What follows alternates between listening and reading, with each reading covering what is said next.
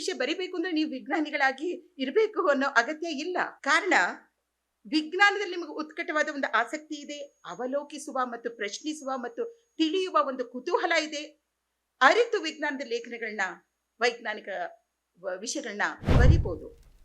ನಿಮ್ಮ ಮತ್ತು ಕಾಫಿ ಮಧ್ಯೆ ನಾನು ನಿಂತ್ಕೊಂಡಿದ್ದೀನಿ. ಬೇಡ ಅಂತಂದ್ರೂ ಪರವಾಗಿಲ್ಲ, ನನಗೇನು ತೊಂದರೆ ಆಗಲ್ಲ. ಮಾಡ್ಲೇಬೇಕಾ? ಒಬ್ಬ ಕಾಫಿಯನ್ನು ಬಿಟ್ಟು ನನ್ನ ಮಾತನ್ನ ಕೇಳುವುದಕ್ಕೆ ಕುಳಿತಿರುವ ನಿಮ್ಮೆಲ್ಲರಿಗೂ ದೊಡ್ಡ ಧನ್ಯವಾದಗಳು. ನನಗೆ ಇವಾಗ ಹುಮ್ಮಸ್ ಬರ್ತಾ ಇದೆ. ವಿಜ್ಞಾನದ ವಿಷಯದ ಬಗ್ಗೆ, ವಿಜ್ಞಾನ ಸಾಹಿತ್ಯದ ಬಗ್ಗೆ ಆಗ್ಲೇ ತಜ್ಞರು, ಅದು ಗಣೇಶ್ ಅಯ್ಯನವ್ರು ಹೇಳಿದ್ರು ನಾನು ಮಾತಾಡಲ್ಲ ಅಂತ ಹೇಳಿ ಎಷ್ಟು ಅದ್ಭುತವಾಗಿ ನೀವು ತಯಾರು ಮಾಡ್ಕೊಂಡ್ ಬಂದಿದ್ದೀರಾ. ಹೇಗೆ ಬರೀಬೇಕು, ಏನು ಅದಕ್ಕೆ ಹಿನ್ನೆಲೆಯಾಗಿ ಹೇಗೆ ಸಂಶೋಧನೆ ಮಾಡಬೇಕು, ಅಧ್ಯಯನ ಮಾಡಬೇಕು, ನನ್ನ ಕೆಲಸ ಬಹಳ ಸುಲಭ ಆಗಿದೆ. ಹಾಗಾಗಿ ಆದಷ್ಟು ಮಿತವಾಗಿ ಮಾತನಾಡಿ ಮುಗಿಸಕ್ಕೆ ಪ್ರಯತ್ನ ಪಡ್ತೀನಿ. ಆದರೆ ಯಾವಾಗಲೇ ನಿಮಗೆ ಕಷ್ಟ ಆಯ್ತು ಅಂತಂದ್ರೆ, ಯಾಕೆಂದ್ರೆ ಬೆಳಗ್ಗಿನಿಂದ ಕುತ್ಕೊಂಡಿದ್ದೀರಾ, ಕೈ ಎತ್ತಿ ನಿಲ್ಲಿಸಿ ಅನ್ನಿ, ನಾನೇನು ಬೇಜಾರು ಮಾಡ್ಕೊಳ್ಳ ನಿಲ್ಲಿಸ್ತೀನಿ. ಅಲ್ಲಿ ತನಕ ನೀವು ನಿಲ್ಲಿಸಿ ಅನ್ನೋ ತನಕ ಮಾತಾಡ್ತೀನಿ. ವಿಜ್ಞಾನ ಮತ್ತು ಸಾಹಿತ್ಯ ನನ್ನ 4ನೇ ಪುಸ್ತಕ ವಿಜ್ಞಾನ ಮತ್ತು ಸಾಹಿತ್ಯ. ಅದು ಬರ್ದಿದ್ದು ಒಂದು 35 ವರ್ಷ ಆಯ್ತು. ಇವತ್ತಿಗೂ ನನಗೆ ಅದು ಬಹಳ ಪ್ರಿಯವಾದ ಪುಸ್ತಕ. ಕಾರಣ ಈಗಾಗಲೇ ಗಣೇಶಯ್ಯವರು ಹೇಳಿದ್ರು, ಇದನ್ನ ವಿಜ್ಞಾನ ಸಾಹಿತ್ಯ, ಇದು ಇಂಥ ಸಾಹಿತ್ಯ, ಇದು ಸಾಹಿತ್ಯ, ಇದು ವಿಜ್ಞಾನ ಅಂತ ಈ ವಿಂಗಡಣೆನೇ ನನಗೆ ಅರ್ಥ ಆಗೋದಿಲ್ಲ.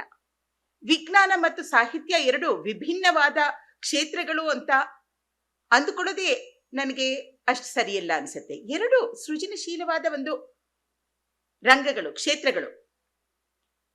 ಹಾಗೂ ವಿಜ್ಞಾನ ಮತ್ತು ಸಾಹಿತ್ಯಕ್ಕೆ ಮಾತ್ರ ಕಲ್ಪನೆ ಬೇಕು ಅಂತಾರೆ, ವಿಜ್ಞಾನಕ್ಕೆ ಅದಕ್ಕಿಂತ ಜಾಸ್ತಿ ಕಲ್ಪನೆ ಬೇಕು. ಅಣುವಿನ ಒಳಗೆ ಇರುವುದನ್ನ, ಅದರ ಅಂತರಂಗವನ್ನ ನಾವು ಕಣ್ಣಿಗೆ ಕಾಣಕ್ಕೆ ಆಗದಲೇ ಇರುವಂತಹ ಆ ಸೂಕ್ಷ್ಮ ದೃಷ್ಟಿ ಕಲ್ಪನೆಯಿಂದ ನಾವು ಅಣುವನ್ನ ಕಲ್ಪಿಸ್ಕೊಳ್ಬೇಕು. ಅದರ ಹೊರ ವರ್ತನೆ ಹೇಗಿದೆ ಅದರ ಮೇಲೆ ನಾವು ಊಹಿಸ್ಬೇಕು. ಈ ಸೂಕ್ಷ್ಮ ದೃಷ್ಟಿ ಸಾಹಿತ್ಯಕ್ಕೂ ಕೂಡ ಬೇಕು ಅಂತ ಗಣೇಶ್ ಅವರು ಆಗ್ಲೇ ಹೇಳಿದ್ದಾರೆ. ಸೊ ನಾನು ವಿಜ್ಞಾನಕ್ಕೂ ಸಾಹಿತ್ಯಕ್ಕೂ ಏನು ಸಂಬಂಧ ಅನ್ನೋದು ತುಂಬಾ ಹೇಳೋದಿಲ್ಲ, ಸ್ವಲ್ಪ ಟಚ್ ಮಾಡ್ತೀನಿ. ವಿಜ್ಞಾನ ಸಾಹಿತ್ಯ ಯಾಕಾಗಬೇಕು, ಹಾಗೂ ವಿಜ್ಞಾನ ಸಾಹಿತ್ಯ ನಮ್ಮ ಬದುಕಿಗೂ ಯಾವ ನಂಟು. ಬಹಳಷ್ಟು ಬಾರಿ ನನ್ನನ್ನ ಬದುಕು ಬದಲಿಸಬಹುದು, ಆ ಅಂಕಣ ಬರಹಗಾರ್ತಿ ಅಂತ ಗುರುತಿಸೋದು ಉದಯವಾಣಿನಲ್ಲಿ ಬಂದಂತಹ ಆ ಅಂಕಣದಿಂದ. ಅದಕ್ಕಿಂತಲೂ ಮೊದಲು ಡಿಸೆಂಬರ್ 1999ರಲ್ಲಿ ನಾನು ಆರಂಭ ಮಾಡಿದ ಅಂಕಣ ನೂತನ ಅನ್ನೋ ಒಂದು ಪತ್ರಿಕೆಯಲ್ಲಿ ಅದು ವಿಜ್ಞಾನಕ್ಕೆ ಸಂಬಂಧಪಟ್ಟಿತ್ತು. ಆದರೆ ವಿಜ್ಞಾನದ ವಿಷಯಗಳು ಹೆಚ್ಚು ಜನರಿಗೆ ತಲುಪದ ಕಾರಣ ಈ ಬದುಕು ಪ್ರೀತಿಯ ಕಥೆಗಳೇ ಸ್ವಲ್ಪ ಹೆಚ್ಚು ತಲುಪ್ತು. ಆದರೆ ಆ ಬದುಕು ಪ್ರೀತಿಯ ಕಥೆಗಳಲ್ಲೂ ಕೂಡ ವಿಜ್ಞಾನ ಹಾಸು ಹೊಕ್ಕಾಗಿ ಬರೋದಕ್ಕೆ ಕಾರಣ ನಾನು ವಿಜ್ಞಾನಿ ಅನ್ನುವ ಒಂದು ಕಾರಣ. ಇವಾಗ ನಾವು ಊಟದ ಸಮಯದಲ್ಲಿ ಗಣೇಶಯ್ಯವರು ನಾವು ಕುತ್ಕೊಂಡು ಮಾತಾಡ್ತಾ ಇದ್ವಿ. ನಾನು ಹೇಳ್ದೆ, ವಿಜ್ಞಾನ ನಮ್ಮ ಬದುಕಿನ ಒಂದು ಅವಿಭಾಜ್ಯ ಅಂಗ. ನೀವೊಂದು ಕ್ಷಣ ಊಹಿಸ್ಕೊಳ್ಳಿ, 20 ವರ್ಷಗಳ ಹಿಂದಿನ ಮಾತನ್ನು ಹೇಳ್ತಾ ಇರೋದು. ನಿಮ್ಮ ಚಿಕ್ಕ ಮಗಳಿಗೆ ಬಂದಿರೋದು ಒಂದು ವೈರಸ್ ರೋಗ, ಒಂದು ವೈರಲ್ ಡಿಸೀಸ್. ಅದನ್ನ ಬಯಾಪ್ಸಿ ಎಲ್ಲ ಮಾಡಿಬಿಟ್ಟು ದಿಸ್ ಇಸ್ ಕ್ಯಾನ್ಸರ್ ಅಂತ ಬಯಾಪ್ಸಿ ರಿಪೋರ್ಟ್ ಬರುತ್ತೆ. Lymphoma, cancer of the lymph glands. ನೀವು ಏನು ಮಾಡ್ತೀರಾ ಒಬ್ಬ ತಾಯಿಯಾಗಿ ಆ ಕ್ಷಣದಲ್ಲಿ? ಅವಾಗ ನಮ್ಮ ಅಂತರ್ಜಾಲದಲ್ಲಿ ಹೆಚ್ಚು ವೈದ್ಯಕೀಯ ರಿಸರ್ಚ್ ಪೇಪರ್ಸ್ ಇರಲಿಲ್ಲ, ಅದು ಸ್ವಲ್ಪ ಮಾಹಿತಿ ಇತ್ತು. ಏನಿದು ಲಿಂಫೋಮಾ? ನನಗೆ ಗೊತ್ತಿಲ್ಲ ಅದು ವೈರಸ್ ಅಂತ. ಆ ಕ್ಷಣದಲ್ಲಿ ನನ್ನ ಎದುರಿಗಿರೋದು ಒಂದು ಬಯಾಪ್ಸಿ ರಿಪೋರ್ಟ್. ಅದರ ನಂತರ ಇನ್ನೆಲ್ಗಾದ್ರೂ ಸ್ಪ್ರೆಡ್ ಆಗಿದೆಯಾ, CT ಸ್ಕ್ಯಾನ್ ಮಾಡಿಸೋಣ. CT ಸ್ಕ್ಯಾನ್ ಮಾಡಿಸ್ತಾರೆ, ಕ್ಯಾನ್ಸರ್. ನಾನು ಅಲ್ಲಿ ತನಕ ಏನಂದ್ಕೊಂಡಿದ್ದೆ ಅಂತಂದ್ರೆ, CT ಸ್ಕ್ಯಾನ್ ಅಂದ್ರೆ ಆ ಮಿಷಿನ್ ಆ ಪ್ಯಾಟರ್ನ್ ರೆಕಗ್ನೈಸ್ ಮಾಡಿ ಯಾವುದು ಕ್ಯಾನ್ಸರು ಯಾವುದು ಕ್ಯಾನ್ಸರ್ ಅಲ್ಲ ಅಂತ ಅದು ಬುದ್ಧಿವಂತಿಕೆಯ ಒಂದು ಯಂತ್ರ ಅಂತ ನಾನು ಅಂದ್ಕೊಂಡಿದ್ದೆ. ಆದ್ರೆ ಅಲ್ಲಿ ಬರೋದು ಒಂದು ಪ್ಯಾಟ್ರನ್ ಅಷ್ಟೇ. ಅದನ್ನ ಮತ್ತೆ ಅನಲೈಸ್ ಮಾಡ್ತಾ ಇರೋದು ಒಬ್ಬ ರೇಡಿಯಾಲಜಿಸ್ಟ್, ಒಬ್ಬ ವೈದ್ಯರು ಅಥವಾ ಆ ರಂಗದ ಒಬ್ಬ ತಜ್ಞ ಕುತ್ಕೊಂಡು ವಿಶ್ಲೇಷಣೆ ಮಾಡ್ತಾ ಇದ್ರು. ಆತ ಬಯಾಪ್ಸಿ ರಿಪೋರ್ಟ್ ನೋಡ್ತಾನೆ. ನಾವು ವಿಜ್ಞಾನಿಗಳೆಲ್ಲ ವೈಜ್ಞಾನಿಕ ಮನೋಭಾವದವರು, ಅವರು ಪೂರ್ವಾಗ್ರಹ ಪೀಡಿತರಲ್ಲ ಅಂತ ಏನಾದ್ರೂ ಒಂದು ಡೆಫಿನಿಷನ್ ಇಟ್ಕೊಂಡ್ರೆ ಅದು ಸರಿಯಲ್ಲ. ಆತ ಬಯಾಪ್ಸಿ ರಿಪೋರ್ಟ್ ನೋಡಿದ್ದೇನೆ, ಸಿಟಿ ಸ್ಕ್ಯಾನು ಆ ಚಿತ್ರಗಳನ್ನ ನೋಡ್ತಾ ಆತ ಎಸ್ ಕ್ಯಾನ್ಸರ್ ಅದು. ನನಗೆ ಅದು ಕ್ಯಾನ್ಸರ್ ಅಲ್ಲ ಅನ್ನಿಸ್ತಿದೆ. ನನಗೆ ಸಿಕ್ಕಿರೋ ಮಾಹಿತಿ ಅತ್ಯಂತ ಕಡಿಮೆ, ಆದ್ರೂ ಯಾವುದೋ ಲೈಬ್ರರಿ ಅಲ್ಲಿ ಇಲ್ಲೇ ಎಲ್ಲ ಹೋಗಿ ಹುಡ್ಕೊಂಡಿದ್ದೀನಿ. ಆ ಒಂದು ಬಯಾಪ್ಸಿ ರಿಪೋರ್ಟ್ ನೋಡಿದ ಮೇಲೆ ನನ್ನ ಜೊತೆಗೆ ಸ್ವಲ್ಪ ಮಾತನಾಡಿ ಅಂತ. ಅವಾಗ ಕ್ಯಾನ್ಸರ್ ಆಸ್ಪತ್ರೆಗಳಿದ್ದು ಬಹಳ ಕಡಿಮೆ. ಆ ಆಸ್ಪತ್ರೆಗಳಿಗೆ ನಾನು ಹೋಗ್ತೀನಿ, ಮಾತನಾಡಕ್ಕೆ ಯಾರೂ ತಯಾರಿಲ್ಲ. ಈ ಬಯಾಪ್ಸಿ ರಿಪೋರ್ಟ್ ನೋಡ್ತಾರೆ, ಕೀಮೋಥೆರಪಿ ಶುರು ಮಾಡೋಣ ಅಂತಾರೆ. ಇಡೀ ಒಂದು ಮೆಡಿಕಲ್ ಥ್ರಿಲ್ಲರ್ ತರನೇ ನನ್ನ ಅನುಭವ ಮೂಡ್ಕೊಂಡ್ಬಂತು. ಬಹಳಷ್ಟು ತಜ್ಞರನ್ನ ನಾನು ಹೋಗಿ ಭೇಟಿ ಮಾಡಿದೆ, ಬೆಂಗಳೂರಿನಲ್ಲಿ, ವೆಲ್ಲೂರ್ ಹಾಸ್ಪಿಟ್ಲಲ್ಲಿ, ಮಡ್ರಾಸಲ್ಲಿ. ಕೊನೆಗೆ ಎಲ್ಲವೂ ಸುಖ ಅಂತ ಆಯ್ತು. ಅದು ಕೇವಲ ತನ್ನಷ್ಟಿಗೆ ತಾನೇ ರಿಸಾಲ್ವ್ ಆಗುವಂತಹ ಒಂದು ವೈರಸ್ಗೆ ರಿಲೇಟೆಡ್ ಆಗಿರುವಂತಹ ಒಂದು ರೋಗ ಆಗಿತ್ತು. ಇದನ್ನ ಯಾವಾಗ್ಲೂ ನಾನು ಆ ಕಡೆಗೆ ಸುಮಾರು 6 ತಿಂಗಳೇ ಆಗೋಗಿತ್ತು. ಪ್ರಜಾವಾಣಿ ಸುಧಾ ಕಡೆಗೆ ಹೋದಾಗ ನಾಗೇಶ್ ಹೆಗ್ಡೆಯವರು ಯಾಕೇನು ಬರೀಲಿಲ್ಲ ಇತ್ತೀಚೆಗೆ ಎಂದಾಗ, ಅಯ್ಯೋ ಸರ್, ನನಗೆ ಈ ರೀತಿ ಆಯ್ತು, ಅದರಿಂದ ರಿಕವರ್ ಆಗೋದೇ ಕಷ್ಟ ಆಗ್ತಾ ಇದೆ. ಈಗ ಸ್ವಲ್ಪ ಮನಸ್ಸಿಗೆ ಸಮಾಧಾನ ಆಗಿದೆ. ಅವ್ರು ಹೇಳಿದ್ರು, ಅರೆ ಇದನ್ನ ಬರ್ಕೊಡಿ ಅಂದ್ರು. ನಾನು ಅಷ್ಟೊತ್ತಿಗೆ ಮತ್ತಷ್ಟು ರಿಸರ್ಚ್ ಮಾಡಿದ್ದೆ. ಯಾಕೆ ಹೀಗಾಯ್ತು, ಯಾಕೆ ಆ ವೈದ್ಯರಿಗೆ ಗೊತ್ತಾಗಿದೆ, ಇದು ಒಂದು ಹ್ಯೂಮನ್ ಎರರು. ಆದ್ರೆ ಈ ತರ ಹ್ಯೂಮನ್ ಎರರ್ ಎಷ್ಟಾಗತ್ತೆ ನೋಡಿದ್ರೆ, ಈ ವೈರಸ್ ಅನ್ನ ಕ್ಯಾನ್ಸರ್ ಅಂತ ಮಿಸ್ ಡಯಾಗ್ನೋಸ್ ಮಾಡೋ ತಪ್ಪು ತಪಾಸಣೆ 25% ಇತ್ತು. ಜಸ್ಟ್ ಊಹಿಸ್ಕೊಳ್ಳಿ, ಎಷ್ಟು ಜನ ಕ್ಯಾನ್ಸರ್ ಇಲ್ಲದವರಿಗೆ ಕ್ಯಾನ್ಸರ್ನ ಒಂದು ಹಣೆಪಟ್ಟಿ ಹಚ್ಚುವಂತಹ, ಮತ್ತು ಅವರ ಬದುಕಿಗೆ ಏನಾಗುತ್ತೆ, ಕೀಮೋಥೆರಪಿ ಕ್ಯಾನ್ಸರ್ ಸೆಲ್ನೇನೋ ಹಾಳು ಮಾಡುತ್ತೆ, ಆದ್ರೆ ಆರೋಗ್ಯವಂತ ಒಂದು ದೇಹಕ್ಕೆ ನೀವು ಕೀಮೋಥೆರಪಿ ಕೊಟ್ರೆ ಏನಾಗಬೇಕು. ನಾನು ಇದರ ಬಗ್ಗೆ ಖಂಡಿತ ಬರಿಬೇಕು ಅಂತ ಅವ್ರು ಕೇಳಿದ ತಕ್ಷಣ ನಾನು ಮತ್ತಷ್ಟು ಅಧ್ಯಯನ ಮಾಡಿದೆ. ತಿಳಿದಿಲ್ಲದ ಅನೇಕ ವಿಷಯಗಳು ತಿಳ್ಕೊಂಡ್ಬಂತು. ಅಮೆರಿಕಾದ ಕೆಲವು, ಈಗ ಯಾವ ವೈರಸ್ ಅಂತ ಗೊತ್ತಾದ ಮೇಲೆ ಅಮೆರಿಕಾದ ಕೆಲವು ರೇರ್ ಡಿಸೀಸು ಅಥವಾ ರೇರ್ ವೈರಸ್ಸು ಅಥವಾ ವೈರಸ್ಸಿನ ಈ ಥರ ಮಿಸ್ಟೇಕ್ ಮಾಡ್ಕೊಳ್ಳೋ ಅಂತಹ ಕೆಲವು ಸಂಸ್ಥೆಗಳಿವೆ. ಅಲ್ಲಿ ರಿಸರ್ಚ್ ಮಾಡಿರುವಂಥ ಸಂಸ್ಥೆಗಳು, ಅಲ್ಲಿಂದ ಒಂದಷ್ಟು ಮಾಹಿತಿಯನ್ನು ತರಿಸ್ಕೊಂಡೆ, ರಿಸರ್ಚ್ ಪೇಪರ್ ತರಿಸ್ಕೊಂಡೆ. ಕೊನೆಗೆ ಆ ಲೇಖನ ಬರೆದಾಗ ನಾಗೇಶ್ ಹೆಗ್ಡೆಯವ್ರಿಗೆ ತುಂಬ ದೀರ್ಘ ಆಯಿತು ಅಂತ, ಅವ್ರು ಏನು ಯೋಚನೆ ಮಾಡಬೇಡಿ 3 ಭಾಗದಲ್ಲಿ ಹಾಕ್ತೀವಿ ಅಂತ, ಸುಧಾದಲ್ಲಿ ಅದು 3 ಭಾಗದಲ್ಲಿ ಬಂತು. ಅದನ್ನು ಯಾರು ವೈಜ್ಞಾನಿಕ ಲೇಖನ ಅಂತ ಗುರುತಿಸೋದಿಲ್ಲ. ಅಲ್ಲಿ ಅನುಭವ ಇದೆ, ಅನ್ವೇಷಣೆ ಇದೆ, ಅಧ್ಯಯನ ಇದೆ ಮತ್ತು ವಿಜ್ಞಾನ ಇದೆ. ಹೀಗಾಗಿ ನನಗೆ ಈ ವೈಜ್ಞಾನಿಕ ಲೇಖನ ಅಂತ ಪ್ಯೂರಾಗಿ ಬರೆಯುವಂತಹ ಲೇಖನಗಳು ಬಹುಶಃ ಓದುಗರಿಗೆ ಅಷ್ಟು ಸುಲಭ ತಲುಪೋದಿಲ್ಲ. ಆದರೆ ನಮ್ಮ ಈ ಕಥನ ಶೈಲಿಯಲ್ಲಿ, ಅದು ಅನುಭವ ಇರ್ಬೋದು ಅಥವಾ ಕಲ್ಪನೆ ಇರ್ಬೋದು, ಕಥನ ಶೈಲಿನಲ್ಲಿ ಗಣೇಶನವರ ಆ ಕಾದಂಬರಿಗಳನ್ನ ಅಷ್ಟೊಂದು ಕುತೂಹಲದಿಂದ ಮತ್ತೆ ಬರೀರಿ ಅಂತ ಯಾಕೆ ಹೇಳ್ತಾರೆ ಅಂತಂದ್ರೆ, ಆ ಕಥನ ಶೈಲಿ, ಅವರ ಆ ಕಥನ ಕೌತುಕದ ಬಗ್ಗೆ ಆ ಸ್ಲೈಡ್ ಹಾರಿಸ್ಬಿಟ್ರಿ ನೀವು, ಆದ್ರೆ ಅದನ್ನು ಹೇಳ್ಕೊಟ್ಟಿದ್ದು ಚೆನ್ನಾಗಿರೋದು. ವಿಜ್ಞಾನ ಸಾಹಿತ್ಯವಾಗುವುದು ಯಾವಾಗಂದ್ರೆ ಇಂಥ ಸಂದರ್ಭದಲ್ಲಿ. ವಿಜ್ಞಾನವನ್ನು ಸಾಹಿತ್ಯ ಮಾಡೋ ಒಂದು ಅಗತ್ಯ, ಅನಿವಾರ್ಯ ಬಹಳ ಇದೆ. ಯಾಕೆಂದ್ರೆ ವಿಜ್ಞಾನ ಇವತ್ತಂತೂ, ವಿಜ್ಞಾನ ನಮ್ಮ ಬದುಕನ್ನು ಎಷ್ಟು ಬಗೆಯಲ್ಲಿ ಅದು ಬದಲಾಯಿಸಿದೆ, ಪರಿವರ್ತಿಸಿದೆ. ಅದು ವರವೂ ಆಗಿದೆ, ಶಾಪವೂ ಆಗಿದೆ. ಯಾರು ಯಾವ ಒಂದು ವಿಜ್ಞಾನದ ಶಾಖೆಯನ್ನು ಅರ್ಥ ಮಾಡಿಕೊಳ್ಳಬಲ್ಲರೋ ಅವರು ಅದರ ಬಗ್ಗೆ ಬರಿಬೇಕು. ಅದು ಬರೀ ಆ ವಿಜ್ಞಾನದ ವಿಷಯವನ್ನು ತಿಳಿಸೋದಕ್ಕಷ್ಟೇ ಇಲ್ಲ, ಅದರ ಪರಿಣಾಮಗಳೇನಿದೆ. ಒಂದು ಆಮ್ನಿಯೋಸಿಂಥಸಿಸ್ ಅನ್ನೋ ಒಂದು ತಂತ್ರಜ್ಞಾನ ಬಂದಾಗ 80ರ ದಶಕ 90ರ ದಶಕದಲ್ಲಿ ಅದು ಬಂದದ್ದು. ಒಂದು ಗರ್ಭಾವಸ್ಥೆಯಲ್ಲೇ ಆ ಭ್ರೂಣದಲ್ಲಿ ಇರುವಂತಹ ನ್ಯೂನತೆಗಳನ್ನ ಕಂಡು ಹಿಡಿಯೋಕೆ ಅಂತ ಬಂದಂತಹ ಒಂದು ಸದುದ್ದೇಶದ ತಂತ್ರಜ್ಞಾನ. ಆದ್ರೆ ಅದನ್ನು ಬಳಸ್ಕೊಳಕ್ ಶುರು ಮಾಡಿದ್ ಯಾವ ರೀತಿ? ಅದನ್ನ ಗರ್ಭಾವಸ್ಥೆಯಲ್ಲಿ ಭ್ರೂಣದ ಲಿಂಗವನ್ನ ಪತ್ತೆ ಮಾಡೋದಕ್ಕೆ, ಅದರ ನಂತರ ಸ್ತ್ರೀ ಭ್ರೂಣ ಹತ್ಯೆಗೆ. ಇವತ್ತಿಗೂ ಅದು ನಡೀತಾ ಇದೆ. ಆಮ್ನಿಯೋಸಿಂಥಸಿಸ್ ಅಲ್ಲ, ಇವಾಗ ಅದಕ್ಕಿಂತ ಶಕ್ತವಾದ ನಮ್ಮ ಅಲ್ಟ್ರಾಸಾನಿಕ್ ಸ್ಕ್ಯಾನ್ ಇದೆ. ಕಾನೂನುಗಳಿವೆ, ಆದ್ರೆ ಸಾಮಾಜಿಕವಾಗಿ ಸಮಾಜ ಬದಲಾಗದೆ ಆ ಕಾನೂನುಗಳು ಯಾವ ರೀತಿ ಅಂತಂದ್ರೆ, ಇವತ್ತು ಏಕ ಬಳಕೆ ಪ್ಲಾಸ್ಟಿಕ್ ಎಲ್ಲಾ ಕಡೆ ನಿಷೇಧ ಆಗಿದೆ. ಎಲ್ಲಾ ಕಡೆ ಸಿಗುತ್ತೆ. ಬೆಳಿಗ್ಗೆ ಎದ್ದ ತಕ್ಷಣ ಹೋಗಿ ನೀವು ತರಕಾರಿ, ನಾನು ರಿಟೈರ್ ಆದ್ಮೇಲೆ ತರಕಾರಿ ಕೊಂಡ್ಕೊಳಕ್ ಹೋದೆ. ರಿಟೈರ್ ಆದ್ಮೇಲೆ ನನಗೆ BP ಶುಗರ್ ಬಂದ್ಬಿಡುತ್ತೇನೋ ಅನ್ಸುತ್ತು. ಯಾಕೆಂದ್ರೆ ಬೆಳಿಗ್ಗೆ ಹೋಗಿ ತರಕಾರಿ ತಗೊಳಕ್ ಹೋದ್ರೆ ನನ್ನ ವಯಸ್ಸಿನವರು 60 ದಾಟಿದವರು. ಇವತ್ತು ನನಗೆ 66 ವರ್ಷ. ನನ್ನ ವಯಸ್ಸಿನವರು ಕೂಡ ತಮ್ಮ ಜೀವನದ ಅರ್ಧ ಶತಮಾನ ಅವರು ಏಕಬಳಕೆ ಪ್ಲಾಸ್ಟಿಕ್ ನೋಡಿರ್ಲಿಲ್ಲ. ಅಂಥವರು ಕೂಡ ನಾಲ್ಕು ಕಿತ್ಕೊಳ್ತಾರೆ. ಅಲ್ಲಿ ಯಾರಿಗೆ ನಾವು ಹೇಳೋದು? ಬರೀ ನಾವು ವಿಜ್ಞಾನವನ್ನು ತಿಳಿದುಕೊಂಡ್ರೆ ಸಾಲಲ್ಲ, ಬರೀ ಮಾಹಿತಿ ಜ್ಞಾನ ಆಗಲ್ಲ. ಅಥವಾ ಮಾಹಿತಿಯಿಂದ ನಾವು ಜ್ಞಾನವನ್ನ ಪಡೆದುಕೊಂಡ್ರೂ ಕೂಡ ಅದನ್ನ ನಾವು ಕಾರ್ಯಗತಗೊಳಿಸದಿದ್ರೆ ಸಂಪೂರ್ಣವಾಗಿ ನಮ್ಮ ಕೈಲಿ ಆಗದೇ ಇರ್ಬೋದು. ಸದಾ ಅದು ನಮ್ಮಲ್ಲಿ ಕೊರಿಬೇಕು. ಯಾವುದನ್ನ ಕಾರ್ಯಗತಗೊಳಿಸೋದಕ್ಕೆ ನಾವು ಪ್ರಯತ್ನವನ್ನ ಪಡಲಿಲ್ಲ ಅಂತಂದ್ರೆ ಯಾವ ಬದಲಾವಣೆನೂ ಆಗೋದಿಲ್ಲ. ಬದುಕು ನಮ್ಮನ್ನ ವಿಜ್ಞಾನ ಬದಲಾಯಿಸಿದ ಬಗ್ಗೆ ಕೆಲವು ಮಾತು ಹೇಳ್ತೀನಿ. 1947 ಇಸ್ವಿ ನಮ್ಮ ತಂದೆಯವರು ಬೆಂಗಳೂರಿನ ಈ ಶ್ರೀರಾಮ್ಪುರದ ನಾಗಪ್ಪ ಬ್ಲಾಕ್ನಲ್ಲಿ ಮನೆ ಮಾಡ್ಕೊಂಡಿದ್ರಂತೆ. ನನ್ನ ಅಮ್ಮನಿಗೆ 5 ತಿಂಗಳ ಗರ್ಭಿಣಿ.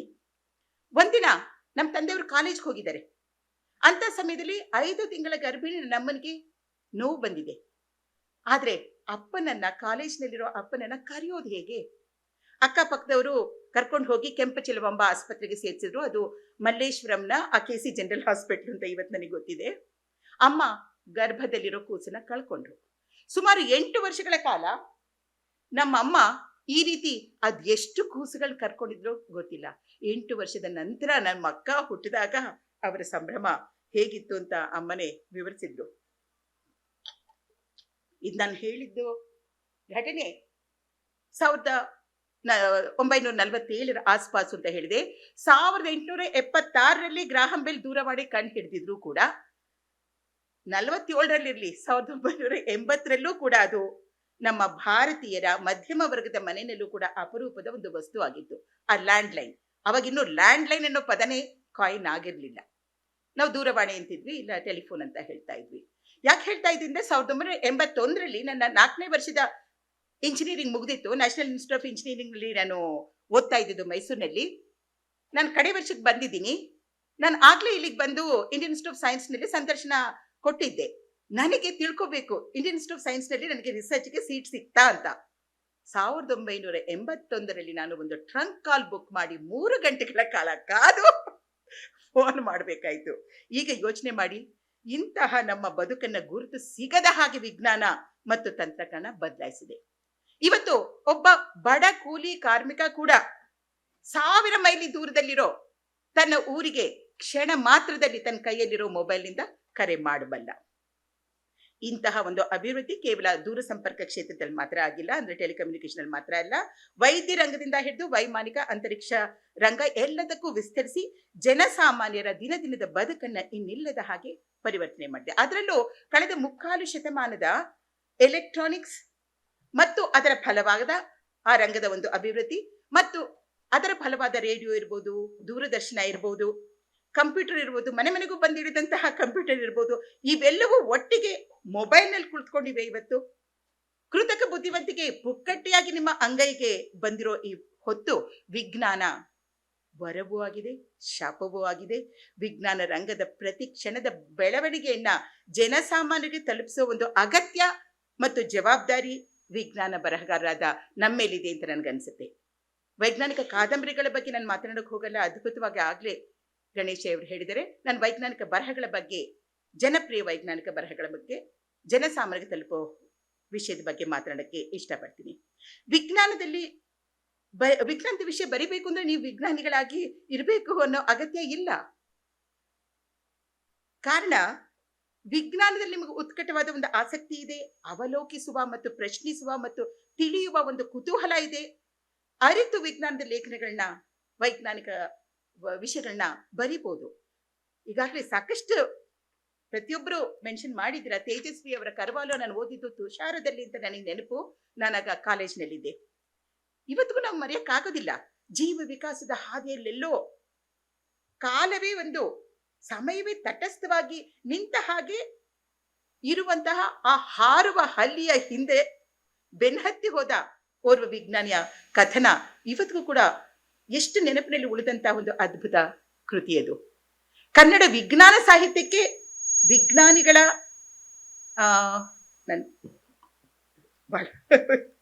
ಕನ್ನಡ ವಿಜ್ಞಾನ ಸಾಹಿತ್ಯಕ್ಕೆ ಅಪೂರ್ವ ಕೊಡುಗೆ ಕೊಟ್ಟಿರೋದು ಕಾರಂತರು. ಯಾಕೆಂದ್ರೆ 1964 ಅವ್ರದ್ದೊಂದು ಬೃಹತ್ ಯೋಜನೆ ವಿಜ್ಞಾನ ಪ್ರಪಂಚ ಅಂತ. ಅದು ಮುಗಿದಿದ್ದು 1964ರಲ್ಲಿ. ವಿಜ್ಞಾನ ಬರಹಗಳು ಬಹಳ ಅಪರೂಪವಿದ್ದ ಕಾಲ. ನನಗೊಂದು ಪುಸ್ತಕದಲ್ಲಿ ಈ ವಿಷಯ ತಿಳಿಯಿತು. ಜನತೆಗಾಗಿ ಬರೆದ ವಿಜ್ಞಾನದ ಪುಸ್ತಕಗಳು ಅತಿ ಕಡಿಮೆ. 1954ರಿಂದ 1965ರವರೆಗೆ ಕನ್ನಡದಲ್ಲಿ ಪ್ರಕಟವಾದ ಜನರಿಗಾಗಿ ಬರೆದ ವಿಜ್ಞಾನದ ಪುಸ್ತಕಗಳು ಸರಾಸರಿ ವರ್ಷಕ್ಕೆ ಅರ್ಧ ಪುಸ್ತಕ. ಇದನ್ನು ಹೇಳಿದವರು ಬರೆದಿರೋರು ಪ್ರೊಫೆಸರ್ RL ನರಸಿಂಹಯ್ಯ ಅವರು. ಇವತ್ತೇನಾದ್ರೂ ಲಿಯೋನಾರ್ಡೋ ಡಾ ವಿನ್ಸಿ ಇದ್ರೆ ನೀವು ವಿಜ್ಞಾನವನ್ನು ಅಕಾಡೆಮಿಕ್ ಆಗಿ ಓದಿರುವ ಅಗತ್ಯ ಇಲ್ಲ ವಿಜ್ಞಾನ ಬರಹಗಾರರಾಗೋದಕ್ಕೆ ಅಂತ ಹೇಳೋದಕ್ಕೆ ಮತ್ತೊಂದು ಉದಾಹರಣೆ. ಇವತ್ತೇನಾದ್ರೂ ಲಿಯೋನಾರ್ಡೋ ಡಾ ವಿನ್ಸಿ ಇದ್ರೆ ಆತನನ್ನು ನಾವು ಏನು ಅಂತ ಕರಿಬೇಕಾಗಿತ್ತು? ಕಲಾವಿದನೇ, ಶಿಲ್ಪಿಯೇ, ವಿಜ್ಞಾನಿಯೇ, ತಂತ್ರಜ್ಞನೇ, ಅನ್ವೇಷಕನೇ, ಗಣಿತಜ್ಞನೇ, ಅನಾಟಮಿಸ್ಟೇ, ಇವೆಲ್ಲನೂ ಆತ ಆಗಿದ್ದ. ಮೊನಾಲಿಸಾ, ಲಾಸ್ಟ್ ಸಪ್ಪರ್ ಅಂತ ಅದ್ಭುತ ಕಲಾಕೃತಿಯನ್ನು ಕೊಟ್ಟ ಈ ಮನುಷ್ಯನ ಆ ಡ್ರಾಯಿಂಗ್ಸ್ ನಲ್ಲಿ ಹಾರುವ ಯಂತ್ರದ ವಿನ್ಯಾಸಗಳಿದೆ. ಆ ಡ್ರಾಯಿಂಗ್ಸ್ ನಲ್ಲಿ ನಮ್ಮ ಹೆಲಿಕಾಪ್ಟರ್ನ ಪರಿಕಲ್ಪನೆಯ ಈ ಏರಿಯಲ್ ಸ್ಕ್ರೂ ಇದೆ. ಅಷ್ಟೇ ಇಲ್ಲ, ದೇಹ ರಚನೆ, ನಮ್ಮ ಮನುಷ್ಯನ ದೇಹ ರಚನೆಯ ಅನಾಟಮಿಯ ನಿಖರವಾದ ಚಿತ್ರಗಳಿವೆ. ನೀವು ಅಕಾಡೆಮಿಕ್ ಆಗಿ ವಿಜ್ಞಾನ ಓದುವ ಒಂದು ಕಂಪಲ್ಷನ್ ಇಲ್ಲ ವಿಜ್ಞಾನ ಲೇಖಕರಾಗೋದಕ್ಕೆ. ಆದ್ರೆ ಆ ವಿಜ್ಞಾನದ ಬಗ್ಗೆ ಅಗಾಧವಾದ ಕುತೂಹಲ ಬೇಕು, ಅಧ್ಯಯನ ಬೇಕು. ಅವರಾಗ್ಲೇ ಹೇಳಿದ ಹಾಗೆ ನೀವೇ ಸ್ವತಃ ಆ ವಿಷಯದ ಬಗ್ಗೆ, ಯಾವ ವಿಷಯದ ಬಗ್ಗೆ ಬರೆಯಕ್ಕೆ ಹೊರಟಿದ್ರ ಅದರಲ್ಲಿ ವಿಜ್ಞಾನಿಯಂತೆ ವಿಷಯವನ್ನ ತಿಳಿದುಕೊಳ್ಳೋದು ಅಗತ್ಯ ಆಗತ್ತೆ. ನಮಗೆ ಅರ್ಥವಾಗದ ವಿಷಯದ ಬಗ್ಗೆ ನಾವು ಬರೆಯೋಕ್ಕಾಗಲ್ಲ. ನಮಗೆ ಅರ್ಥವಾಗಿ ನಾವು ಅರಗಿಸಿಕೊಂಡ ವಿಷಯವನ್ನ ನಾವು ನಮ್ಮ ಮಾತುಗಳಲ್ಲಿ ಸರಳವಾಗಿ ಇನ್ನೊಬ್ಬರಿಗೆ ತಿಳಿಸೋದಕ್ಕೆ ಸಾಧ್ಯ ಆಗತ್ತೆ. ವಿಜ್ಞಾನ ಮತ್ತು ಸಾಹಿತ್ಯ ಪರಸ್ಪರ ವಿರೋಧಾಭಾಸದ ಕ್ಷೇತ್ರಗಳಲ್ಲ. ಎರಡೂ ಕೂಡ ಸೃಜನಶೀಲ ಪ್ರಕ್ರಿಯೆಗಳು, ಅಭಿವ್ಯಕ್ತಿಗಳು. ವಿಜ್ಞಾನ ಪ್ರಶ್ನಿಸುತ್ತೆ, ಪೂರ್ವಾಗ್ರಹಗಳನ್ನ ಧಿಕ್ಕರಿಸುತ್ತೆ. ಉತ್ತಮ ಸಾಹಿತ್ಯ ಕೂಡ ಈ ಕೆಲಸವನ್ನು ಮಾಡುತ್ತೆ. ಅಂದ ಹಾಗೆ ವಿಜ್ಞಾನ ಬರಹಗಳು ಒಂದೆರಡು ಉದಾಹರಣೆ ನಾನು ಕೊಡೋದಕ್ಕೆ ಇಷ್ಟಪಡ್ತೀನಿ. 1990ರ ದಶಕದ ಪೂರ್ವಾರ್ಧ ಡಾಕ್ಟರ್ TR ಅನಂತರಾಮು ಅವರನ್ನು ನಾನು ಮೊಟ್ಟ ಮೊದಲ ಬಾರಿಗೆ ಭೇಟಿಯಾಗಿದ್ದು ನವ ಕರ್ನಾಟಕದ ಕಚೇರಿನಲ್ಲಿ. ಅವರಾಗ್ಲೇ ಅಷ್ಟೊತ್ತಿಗೆ 20ಕ್ಕೂ ಹೆಚ್ಚು ವೈಜ್ಞಾನಿಕ ಪುಸ್ತಕಗಳನ್ನ ಬರೆದು ಹಿರಿಯ ಸಾಹಿತಿಗಳಾಗಿ ಪ್ರಸಿದ್ಧರಾಗಿದ್ರು. ಬಹಳಷ್ಟು ಜನಪ್ರಿಯ ಲೇಖನಗಳನ್ನ ನಾನು ಎಲ್ಲ ಪತ್ರಿಕೆಗಳಲ್ಲಿ ನೋಡ್ತಾ ಇದ್ದೆ. ನಾನು 1980ರ ದಶಕದಲ್ಲಿ ವಿಜ್ಞಾನ ವಿಷಯಗಳ ಬಗ್ಗೆ ಬರೆಯೋದಕ್ಕೆ ಆರಂಭ ಮಾಡಿದ್ದು. ಅಷ್ಟೊತ್ತಿಗೆ ನನ್ನ ಮೇರಿ ಕ್ಯೂರಿ ಮತ್ತು ಸಾಹಿತ್ಯ ಮತ್ತು ವಿಜ್ಞಾನ ಪುಸ್ತಕಗಳು ಹೊರಬಂದ ಕಾರಣ ಆಗಷ್ಟೇ ವಿಜ್ಞಾನ ಲೇಖಕಿಯಾಗಿ ನನ್ನನ್ನು ಗುರುತಿಸ್ತಾ ಇದ್ರು. ಇನ್ನು ಆಗ್ತಾನೆ. ನಮ್ಮ ಮೊದಲ ಭೇಟಿ mile stones in science and technology ಅನ್ನೋ ಒಂದು ಇಂಗ್ಲಿಷ್ ಪುಸ್ತಕ ರೂಪುಕೊಳ್ತಾ ಇದ್ದ ಈ ಸಮಯದಲ್ಲಾಗಿದ್ದು. ಅದೇ ಮುಂದುವರೆದು ನವ ಕರ್ನಾಟಕ ಪ್ರಕಾಶನದ ಜ್ಞಾನ ವಿಜ್ಞಾನ ಕೋಶಕ್ಕೆ ನಾವಿಬ್ರು ಸಹ ಸಂಪಾದಕರಾಗಿದ್ವಿ. ಭೂ ವಿಜ್ಞಾನದ ವಿಭಾಗಕ್ಕೆ ಅವರು ಲೇಖಕರಾಗಿದ್ರು. ನಾನು ಮಿಲಿಟರಿ ತಂತ್ರಜ್ಞಾನ ವಿಭಾಗಕ್ಕೆ ಲೇಖಕಿಯಾಗಿದ್ದೆ. ಈ ಸಮಯದಲ್ಲಿ ನನ್ನ ಮಗಳು ತುಂಬಾ ಪುಟ್ಟವಳವಾಗ. ಈ ಸಮಯದಲ್ಲಿ ಅನಂತರಾಮು ಅವರು ಭೂ ವಿಜ್ಞಾನದಂತ ಒಂದು ಡ್ರೈ ಸಬ್ಜೆಕ್ಟ್ ಅಂದ್ಕೊಳ್ತಿದ್ವಿ ನಾವು. ಅದನ್ನ ಎಷ್ಟು ಸುಂದರವಾಗಿ ಅವರು ವಿವರಿಸ್ತಾ ಇದ್ರು, ಬರೀತಾ ಇದ್ರು ಅಂದ್ರೆ, ಅವರು ನಮ್ಮ ಒಂದು ವಿಷಯವನ್ನು ತೆಗೆದುಕೊಂಡು ನೈಸ್ ಅನ್ನೋ ಒಂದು ಶಿಲೆಯ ಬಗ್ಗೆ ಬರೀತಾ ಅವ್ರು ಹೇಳ್ತಾರೆ, ಲಾಲ್ ಬಾಗ್ನಲ್ಲಿರೋ ಕೆಂಪೇಗೌಡ ಗೋಪುರ ನಿಂತಿರೋದು ಅತ್ಯಂತ ಪ್ರಾಚೀನ ಶಿಲೆಗಳಲ್ಲಿ ಒಂದೆನಿಸಿದ ನೈಸ್ ಎಂಬ ರೂಪಾಂತರಿತ ಶಿಲೆಯ ಮೇಲೆ. ಇವತ್ತಲ್ಲಿ ಬೋರ್ಡ್ ಗೇಟ್ ಹಾಕಿದ್ದಾರೆ, ಅವತ್ತೇನೂ ಇರ್ಲಿಲ್ಲ. ಇದು ನಾನು ಮಾತಾಡ್ತಾ 1990ರ ಪೂರ್ವಾರ್ಧದಲ್ಲಿ. ನೈಸ್ ಅನ್ನುವ ಆ ಶಿಲೆಯ ಮೇಲೆ ಈ ಶಿಲೆ ರೂಪುಗೊಂಡು ಸುಮಾರು 295 ಕೋಟಿ ವರ್ಷಗಳಾಯಿತು. 295 ಕೋಟಿ ವರ್ಷನ ಹೇಗೆ ನಾವು ಊಹಿಸ್ಕೊಳ್ಳೋದು, ಕಲ್ಪಿಸ್ಕೊಳ್ಳೋದು? ಮುಂದಿನ ಸಾಲುಗಳಲ್ಲೇ ಅವರು ಹೇಳ್ತಾರೆ, ಈ ಶಿಲೆ ರೂಪುಗೊಂಡಾಗ ಹಿಮಾಲಯ ಕೂಡ ಹುಟ್ಟಿರಲಿಲ್ಲ. ಮತ್ತೆ ಹೇಳ್ತಾರೆ, ನಮ್ಮ ಚಾಮುಂಡಿ ಬೆಟ್ಟ ಹಿಮಾಲಯಕ್ಕಿಂತ ಬಹಳ ಹಳೆಯದಾದದ್ದು. ಎಷ್ಟು ಸುಲಭವಾಗಿ ಭೂ ವಿಜ್ಞಾನವನ್ನು ನಮಗೆ ಹತ್ತಿರವಾಗಿಸ್ತಾರೆ ಅಂದ್ರೆ, ಅಲ್ಲಿ ತನಕ ನಾನು ವಾರಾಂತ್ಯದಲ್ಲಿ ನನ್ನ ಪುಟ್ಟ ಮಗಳನ್ನ ಕರ್ಕೊಂಡು ಹೋಗಿ, ಆಗ ಲಾಲ್ಬಾಗಲ್ಲಿ ಜಿಂಕೆ ಪಾರ್ಕ್ ಇತ್ತು, ಅಲ್ಲಿ ಜಿಂಕೆಗೆ ಕ್ಯಾರೆಟ್ ತಿನ್ಸಕ್ಕಷ್ಟೇ ಕರ್ಕೊಂಡು ಹೋಗ್ತಿದ್ದೆ. ಈಗ ನನ್ನ ಮಗಳನ್ನ ಕರ್ಕೊಂಡು ಹೋಗಿ ಆ ಬಂಡೆ ಮೇಲೆ ಕೂಡಿಸಿ ಆ ಇಡೀ ಬಂಡೆಯ ಇತಿಹಾಸ ಹೇಳ್ತಾ ಇದ್ದೆ. ವಿಜ್ಞಾನ ನಮಗೆ ಹತ್ತಿರವಾಗುವ ಒಂದು, ವಿಜ್ಞಾನ ಸಾಹಿತ್ಯವಾಗುವ ಒಂದು ಮಾಂತ್ರಿಕ ಕ್ಷಣ, ಬದುಕಿಗೆ ಹತ್ತಿರವಾಗುವ ಕ್ಷಣಗಳು ಅಂದ್ರೆ ಇಂಥದ್ದು. ಈಗ ನನ್ನ 1 ವರ್ಷದ ಮೊಮ್ಮಗನನ್ನು ಆಗ್ಲೇ ಆ ಬಂಡೆ ಮೇಲೆ ಕೂರಿಸಿ ಕತೆ ಹೇಳಿದ್ದೀನಿ. ಇಲ್ಲಿ ಯಾರೋ ಕೇಳಿದ್ರು, ಮಕ್ಕಳಿಗೆ ಹೇಗೆ ವಿಜ್ಞಾನದ ವಿಷಯ ಹೇಳೋದು ಅಂತ. ನನ್ನ ಮಗಳು ಮತ್ತು ಅಳಿಯ ಒಂದಷ್ಟು ಪುಸ್ತಕ ತರಿಸ್ಕೊಂಡ್ರು.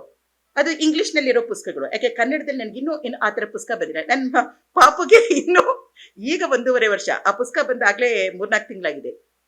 A for atom, A for B for black hole ಆ ಪುಸ್ತಕದಲ್ಲಿದೆ. ABCD of physics, ABCD of space. ಇದು ಆ ಹುಡುಗನ ತಲೆ ಮೇಲೆ ಹೇರ್ತಾ ಇರೋದಲ್ಲ. ಆ ಮಗುವಿಗೆ, ನಮ್ಮಲ್ಲಿ ಎಷ್ಟು ಜನರಿಗೆ ನೀವು ನೋಡಿ, ಗಣಿತ ಅಂದ್ರೆ ಭಯ, ವಿಜ್ಞಾನ ಅಂದ್ರೆ ಭಯ. ಈ ಭಯ ಹೋಗ್ಬೇಕು, ಈ ಮೂಢನಂಬಿಕೆಗಳು ಹೋಗ್ಬೇಕು ಅಂತಂದ್ರೆ ನಾವು ವಿಜ್ಞಾನಿಗಳೇ ಆಗ್ಬೇಕಾಗಿಲ್ಲ. ವಿಜ್ಞಾನಿಗಳಲ್ಲಿ ಇರುವಂತಹ ಮೂಢನಂಬಿಕೆಗಳು ಅಪಾರ. ಕೊನೆಯಲ್ಲಿ ಒಂಚೂರು ಅದನ್ನ ನಾನು ಟಚ್ ಮಾಡ್ತೀನಿ. ವಿಜ್ಞಾನಿಗಳಲ್ಲಿ ಮೂಢನಂಬಿಕೆ ಇಲ್ದಿದ್ರೆ ಜಗತ್ತಿನ ಅರ್ಧ ಜನಸಂಖ್ಯೆನ ಕೀಳಾಗಿಸ್ತಾ ಇದ್ರ. ಮೇಡಮ್ ಕ್ಯೂರಿಗೆ ಯಾವಾಗ ನೊಬೆಲ್ ಪ್ರೈಸ್ ಬಂದಿದ್ದು? 1903 ಆಕೆಗೆ ನೊಬೆಲ್ ಪ್ರೈಸ್ ಬಂದಿದ್ದು ಭೌತಶಾಸ್ತ್ರಕ್ಕೆ. 1911 ರಸಾಯನಶಾಸ್ತ್ರಕ್ಕೆ ನೊಬೆಲ್ ಪ್ರೈಸ್ ಬಂತು. ಇಲ್ಲಿವರೆಗೂ 100 ವರ್ಷಕ್ಕೂ ಮೀರಿದಂತಹ ಒಂದು ನೊಬೆಲ್ ಪಾರಿತೋಷಕದ ಇತಿಹಾಸದಲ್ಲಿ 2 ಶಾಖೆಗೆ ನೊಬೆಲ್ ಪಾರಿತೋಷಕ ಬಂದಿರುವ ಏಕೈಕ ವಿಜ್ಞಾನಿ. ಆದ್ರೆ ನೊಬೆಲ್ ಪಾರಿತೋಷಕ ಬಂದ ಮೇಲೂ ಕೂಡ ಒಂದು ಮುರುಗಲ ಮರದ ಕೊಟ್ಟಿಗೆಯಲ್ಲಿ ಆಕೆ ಯಾವ ಒಂದು ಸುವ್ಯವಸ್ಥಿತ ಪ್ರಯೋಗಶಾಲೆ ಇರಲಿಲ್ಲ. ಅಂಥದ್ರಲ್ಲಿ ಆಕೆ ಕಂಡುಹಿಡಿದಿದ್ದು ರೇಡಿಯಂನ. ಆದ್ರೆ ಆಕೆ ಕರ್ಮಭೂಮಿ ಫ್ರಾನ್ಸು, ಪ್ಯಾರಿಸು. ಆದ್ರೆ ಫ್ರಾನ್ಸ್ ಸೈನ್ಸ್ ಅಕಾಡೆಮಿ, ವಿಜ್ಞಾನ academy, there is no place for women in science ಅಂತ ಹೇಳ್ಬಿಟ್ಟು ಆಕೆಗೆ ಪ್ರವೇಶ ಕೊಡೋದಿಲ್ಲ. ವಿಜ್ಞಾನಿಗಳ ಅವೈಜ್ಞಾನಿಕ ಮತ್ತು ತಾರತಮ್ಯದ ಉದಾಹರಣೆಗೆ ಇದಕ್ಕಿಂತ ಹೆಚ್ಚಿನ ಬೇಕೆ? 1933 ಸರ್ CV ರಾಮನ್ ಅವರು ಕಲ್ಕತ್ತಾದಿಂದ ನಮ್ಮ ಬೆಂಗಳೂರಿಗೆ ಭಾರತೀಯ ವಿಜ್ಞಾನ ಮಂದಿರಕ್ಕೆ ಬರ್ತಾರೆ. ಡೈರೆಕ್ಟರ್ ಆಗಿ ಮೊಟ್ಟ ಮೊದಲ ಭಾರತೀಯ ನಿರ್ದೇಶಕರು ಅವರು. ಅಲ್ಲಿ ತನಕ ಬ್ರಿಟಿಷ್ ಅವರೇ ನಿರ್ದೇಶಕರಾಗಿದ್ದು. ಇಂತಹ ಹೆಮ್ಮೆಯ ಸಮಯ ಅದು. ನನಗೆ ಸರ್ CV ರಾಮನ್ ಅವ್ರ ಬಗ್ಗೆ ಎಲ್ಲಿಲ್ಲದ ಗೌರವ ಇದೆ. ಯಾಕೆ ಅಂತಂದ್ರೆ ಈ ನೆಲದಲ್ಲೇ ಸಂಶೋಧನೆ ಮಾಡಿ ನೊಬೆಲ್ ಪಾರಿತೋಷಕ ತೆಗೆದುಕೊಂಡಿರೋ ಏಕೈಕ ವಿಜ್ಞಾನಿ ಅವರು, ಏಕೈಕ ಭಾರತೀಯ ವಿಜ್ಞಾನಿ. ಉಳಿದವರೆಲ್ಲ ನಾವು ಇಂಡಿಯನ್ ಆರಿಜಿನ್ ಅನ್ಬಹುದು, ಬಟ್ ಅವರ ಸಂಶೋಧನೆ ಇಲ್ಲಿ ನಡೆದಿಲ್ಲ. ಹಾಗಾಗಿ ನನಗೆ ಸರ್ CV ರಾಮನ್ ಬಗ್ಗೆ ಎಲ್ಲಿಲ್ಲದ ಅಭಿಮಾನ.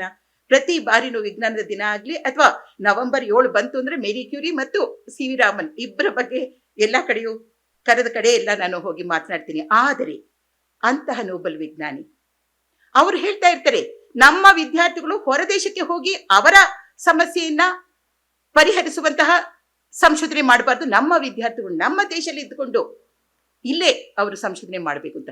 ಇಷ್ಟೆಲ್ಲ ಇದ್ದಂತಹ ವಿಜ್ಞಾನಿ ಮುಂಬೈ ಯೂನಿವರ್ಸಿಟಿನಲ್ಲಿ ಫಸ್ಟ್ ರ್ಯಾಂಕ್ ಪಡ್ಕೊಂಡು ಕಮಲಾ ಭಾಗವತ್ ಇಲ್ಲಿ ಬಂದು ಸೇರ್ಕೋಬೇಕು ಅಂತಂದ್ರೆ ಇಂಡಿಯನ್ ಇನ್ಸ್ಟಿಟ್ಯೂಟ್ ಆಫ್ ಸೈನ್ಸ್ ಅಲ್ಲಿ ಹೆಣ್ಣು ಅನ್ನುವ ಒಂದೇ ಕಾರಣಕ್ಕೆ ಸೀಟ್ ಕೊಡಲಾದ. ಆದ್ರೆ ಕಮಲಾ ಏನು ಅಷ್ಟು ಸುಲಭಕ್ಕೆ ಒಪ್ಪದ. ಆಕೆ ನಿರ್ದೇಶಕರ ಕೊಠಡಿಯ ಕಚೇರಿಯ ಹೊರಗೆ ಸತ್ಯಾಗ್ರಹ ಕೂತ್ಕೊಳ್ತಾರೆ. ಆ ಕಾರಣಕ್ಕೆ ಕೊನೆಗೆ ಅವರು ಕೊಡ್ಬೇಕಾಯ್ತು. ಆದ್ರೆ ಎಲ್ಲಿಲ್ಲದ ಒಂದು ನಿರ್ಬಂಧನೆಗಳನ್ನ ಹೇರಿದ ಕಾರಣ ಹೇಗೋ ಇಲ್ಲಿ ಒಂದು ಮಾಸ್ಟರ್ ಡಿಗ್ರಿ ಮುಗಿಸ್ಕೊಂಡು ಅವರು ಇಂಗ್ಲೆಂಡ್ಗೆ ಹೋಗಿ ಅಲ್ಲಿ ಡಾಕ್ಟರೇಟ್ ಪಡೀತಾರೆ. ನಮ್ಮ ಭಾರತದ ಮೊಟ್ಟ ಮೊದಲ ಮಹಿಳೆ ವಿಜ್ಞಾನದ ವಿಷಯದಲ್ಲಿ ಡಾಕ್ಟರೇಟ್ ಪಡೆದಿದ್ದು ಕಮಲಾ ಭಾಗವತ್. ನಂತರ ಆಕೆ ಕಮಲಾ ಸೋಹಾನಿ ಅಂತ ಪ್ರಸಿದ್ಧರಾಗ್ತಾರೆ. ಇದಕ್ಕೆ ನಾವು ಏನ್ ಹೇಳ್ಬೇಕು? ಜಗತ್ತಿನ ಅರ್ಧ ಜನಸಂಖ್ಯೆಯನ್ನ ವಿಜ್ಞಾನ ತಂತ್ರಜ್ಞಾನದ ದೂರ ಇಡುವಂತ ಪ್ರಯತ್ನಗಳಿಗೆ ಏನ್ ಹೇಳ್ಬೇಕು? 19ನೇ ಶತಮಾನದ ಡಾರ್ವಿನ್ ಆಗ್ಲಿ, 19ನೇ ಶತಮಾನಕ್ಕಿಂತ ಮೊದಲೇ ಇದ್ದಿದ್ದು ಡಾರ್ವಿನ್. ಆದ್ರೆ 19ನೇ ಶತಮಾನದಲ್ಲೂ ಕೂಡ ಹೆಣ್ಣು ಮಕ್ಕಳು ಅಥವಾ ಮಹಿಳೆಯರು ಅವರು ವಿಕಾಸದ ಹಾದಿಯಲ್ಲಿ ಹಿಂದೆ ಉಳಿದಿದ್ದಾರೆ ಅಂತ ಕೀಳಾಗಿಸಿದಂತಹ ಈ ಒಂದು ಪ್ರಯತ್ನದಲ್ಲಿ ಅದರಲ್ಲಿ ಅವರು ಸಾಕಷ್ಟು ಯಶಸ್ವಿ ಕೂಡ ಆದ್ರು. ಅದರಲ್ಲಿ ಬೇರೆ ಎಲ್ಲರಿಗಿಂತ ವಿಜ್ಞಾನಿಗಳ ಪಾಲು ಜಾಸ್ತಿ ಇದೆ. ಇದು ಕೇವಲ ಲಿಂಗವಾದಕ್ಕೆ ಸಂಬಂಧಪಟ್ಟಿದ್ದಲ್ಲ, ಲಿಂಗ ತಾರತಮ್ಯಕ್ಕೆ ಸಂಬಂಧಪಟ್ಟಿದ್ದಲ್ಲ. ಇದೇ ರೀತಿ ವೈಜ್ಞಾನಿಕ ವಿಷಯವನ್ನ ಹೇಳ್ತಾ ವೈಜ್ಞಾನಿಕವಾಗಿ ಬಿಳಿಯರು ಶ್ರೇಷ್ಠ, ಒಂದು ಜಾತಿ, ಜನಾಂಗ, ವರ್ಗ, ವರ್ಣ ಅವರನ್ನ ಕೀಳಾಗಿಸಿ ವಿಜ್ಞಾನಿಗಳು ಮಾತನಾಡಿದ್ರೆ ಅದು ಎಷ್ಟು ಅಪಾಯಕಾರಿ ಅಂತ ನನಗೆ ಗೊತ್ತಾಗಿದ್ದು ಆಸ್ಟ್ರೇಲಿಯಾಗೆ ಹೋದಾಗ. 1970ರ ದಶಕದಲ್ಲೂ ಕೂಡ ಅಲ್ಲಿ ವೈಟ್ ಆಸ್ಟ್ರೇಲಿಯಾ ಮಾಡುವ ಒಂದು ಕನಸು. Darwin survival of the fittest ಅಂತ ಹೇಳಿದ್ದು ಪ್ರಕೃತಿಯಲ್ಲಿ ಸಾವಿರಾರು ವರ್ಷಗಳ ಒಂದು ಕಾಲದಲ್ಲಿ ಪ್ರಕೃತಿಯಲ್ಲಿ ಬದಲಾವಣೆ ಆದಾಗ ಒಂದು ಜೀವಿ ಬದಲಾವಣೆ ಆಗಲಿಲ್ಲ ಅಂತಂದ್ರೆ ಆತ ನಶಿಸಿ ಹೋಗಬಹುದು ಅನ್ನುವ ಒಂದು ಹಿನ್ನೆಲೆಯಲ್ಲಿ ಸರ್ವೈವಲ್ ಆಫ್ ದ ಫಿಟ್ಟೆಸ್ಟ್ ಅಂತ ಹೇಳಿದ್ದು. ಇಲ್ಲೆಲ್ಲಿಂದನೋ ಒಂದು ಬಂದೂಕ ಹಿಡ್ಕೊಂಡು ಆ ಖಂಡಕ್ಕೆ ಅಲ್ಲಿ ಹೋಗಿ ಇಳಿದು 60,000 ವರ್ಷಗಳಿಂದ ಅಲ್ಲಿ ಬದುಕುಳಿದಂತಹ ಅಬಾರಿಜಿನಲ್ ಅದಿಮ ಜನರನ್ನ ಇವರು ಬದುಕುಳಿಯೋದಕ್ಕೆ ಅರ್ಹರಲ್ಲ, ನಾವಷ್ಟೇ survival of the fittest, we are the fittest ಅಂತ ಹೇಳಿ ಬಂದೂಕಿನಲ್ಲಿ ಕೊಲ್ಲೋದಕ್ಕೆ ಯಾವ ವಿಜ್ಞಾನದ ಒಂದು ಸಮರ್ಥನೆ ಇಲ್ಲ. ಆದ್ರೆ ನಡೆದಿದ್ದು ಅಲ್ಲಿ ಅದೇ. 1970ರ ದಶಕದ ತನಕ ಅಂತ ನನಗೆ ಊಹಿಸೋದು ಕೂಡ ಬಹಳ ಕಷ್ಟವಾಯ್ತು. ಯಾಕೆ ಅಂತ ಹೇಳಿದ್ರೆ, ಇತ್ತೀಚೆಗಷ್ಟೇ ಜೇಮ್ಸ್ ವ್ಯಾಟ್ಸನ್ ತೀರ್ಕೊಂಡ್ರು, ನೊಬೆಲ್ ವಿಜ್ಞಾನಿ ಅಂತ. ನಮ್ಮ ದೇಹದ ಒಂದೊಂದು ಜೀವಕೋಶದಲ್ಲೂ ಇರುವಂತಹ ಆ ವಂಶವಾಹಿಯ ಆ DNA ಅಂತ ನಾವೇನ್ ಹೇಳ್ತೀವಿ, ಅದರ ಡಬಲ್ ಹೆಲಿಕ್ಸ್ ರಚನೆಯನ್ನ, ಆ ಜೋಡಿ ಸುರುಳಿ ರಚನೆಯನ್ನ ಕಂಡು ಹಿಡಿದ ಹಿರಿಮೆ ಗರಿಮೆ ಎಲ್ಲ ಸಿಕ್ಕಿದ್ದು ಜೇಮ್ಸ್ ವ್ಯಾಟ್ಸನ್ಗೆ. ಆತ ಅದನ್ನು ಕಂಡು ಹಿಡಿಯೋಕೆ ಆಧಾರ ಆಗಿದ್ದು ರೋಸಲಿನ್ ಫ್ರಾಂಕ್ಲಿನ್, ಒಬ್ಬ ಮಹಿಳಾ ವಿಜ್ಞಾನಿ. ಅತ್ಯಂತ ಪರಿಶ್ರಮದಿಂದ ವರ್ಷಗಟ್ಟಲೆ ಆಕೆ ಪಡೆದುಕೊಂಡಂತಹ, ಕಂಡು ಹಿಡಿದಂತಹ ಆ ಎಕ್ಸ್ರೇ ಕ್ರಿಸ್ಟಲೋಗ್ರಾಫ್, ಆ ಚಿತ್ರಗಳ ಮೂಲಕ ಮತ್ತು ಆಕೆಯ ಸಂಶೋಧನೆಯ ಮಾಹಿತಿಯ ಮೂಲಕ ಅದನ್ನ ಆಕೆಗೆ ಗೊತ್ತಿಲ್ಲದ ಹಾಗೆ ಪಡೆದುಕೊಂಡು ಅದರ ಮೇಲೆ ಡಬಲ್ ಹೆಲಿಕ್ಸ್ ಅನ್ನ ಜೇಮ್ಸ್ ವ್ಯಾಟ್ಸನ್ ಮತ್ತು ಕ್ರಿಕ್ ಇಬ್ರು ಅದರ ಪ್ರಸಿದ್ಧಿ ಅವರಿಗೆ ಪಡೆದುಕೊಳ್ತಾರೆ. ಆಗ ಜೇಮ್ಸ್ ವ್ಯಾಟ್ಸನ್ಗೆ ಕೇವಲ 25 ವರ್ಷ ವಯಸ್ಸು.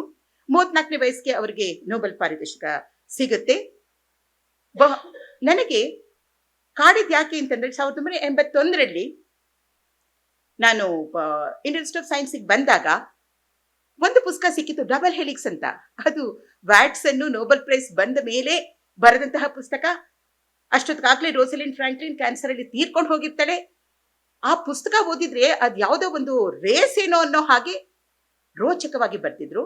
ಅದರಲ್ಲಿ ರೋಸಲಿಂಡಲ್ಲ ಯಾರ ದತ್ತಾಂಶ, ಯಾರ ಎಕ್ಸ್ರೇ ಕ್ರಿಸ್ಟಲೋಗ್ರಫಿ ಚಿತ್ರಗಳ ಆಧಾರದ ಮೇಲೆ ಆತನ ನೊಬೆಲ್ ಪಾರಿತೋಷಿಕದ ಒಂದು ಸಂಶೋಧನೆ ನಿಂತಿತ್ತೋ, ಆಕೆಯ ಬಗ್ಗೆ ಎಷ್ಟು ನಿಕೃಷ್ಟವಾಗಿ ಬರ್ದಿದ್ದಾರೆ. ಅರೆ, ಒಂದು ಲಿಪ್ಸ್ಟಿಕ್ ಕೂಡ ಹಾಕೊಂಡಿಲ್ಲ, ಅವಳು ಹೆಣ್ತನೇ ಇಲ್ಲ, ಈ ರೀತಿಯ ಮಾತುಗಳನ್ನ ಒಬ್ಬ ವಿಜ್ಞಾನಿಯ ಬಗ್ಗೆ ಅವರು ಬರೀತಾರೆ. ನಾನು ಆ ಕಾರಣಕ್ಕೆ ಬಹುಶಃ ಆ ಕಾಲದಿಂದ ಜೇಮ್ಸ್ ವ್ಯಾಟ್ಸನ್ ಅವರನ್ನ ಕುರಿತು ಒಂದಿಷ್ಟು ಗಮನಿಸ್ಕೊಂಡೇ ಬರ್ತಾ ಇದ್ದೆ. ಬಹುಶಃ ಆಗ ಇನ್ನು ಎಳೆಯ ವಯಸ್ಸು ಅಂತ ನಾವು ಅಂದ್ಕೊಂಡ್ರೆ, ಅವರು 2007ರಲ್ಲೂ ಕೂಡ ವೈಟ್ ಸುಪ್ರಮಿಸಿ, ಇವತ್ತು ನಾವು ಏಕಾಏಕಿ ಅಮೆರಿಕಾದಲ್ಲಿ ಬಿಳಿಯರು ಶ್ರೇಷ್ಠ ಅನ್ನುವ ಒಂದು ರೇಸಿಸಂ, ಜನಾಂಗವಾದ ಏಕಾಏಕಿ ಬಂದಿದ್ದಲ್ಲ. ಎಷ್ಟೋ ಕಾಲದಿಂದ ಒಳಗಿಂದ ಒಳಗಿಂದ ಒಳಗಿಂದ ಈಗ ಮೇಲೆ ಬಂದಿರುವಂತಹ ಒಂದು ವಿಷ ಅಂತ ನಾವು ಹೇಳ್ಬೇಕಾಗತ್ತೆ. 2007ರಲ್ಲಿ ಈ ವಿಜ್ಞಾನಿ ಜೇಮ್ಸ್ ವ್ಯಾಟ್ಸನ್ ಅವ್ರು ಹೇಳ್ತಾರೆ, ಅವರ ಕೆಲವು ಮಾತುಗಳನ್ನೇ ನಾನು ಕೋಟ್ ಮಾಡಕ್ಕೆ ಇಷ್ಟಪಡ್ತೀನಿ, ನನ್ನ ಮಾತುಗಳು ಬೇಡ ಅನ್ನೋ ಕಾರಣಕ್ಕೆ.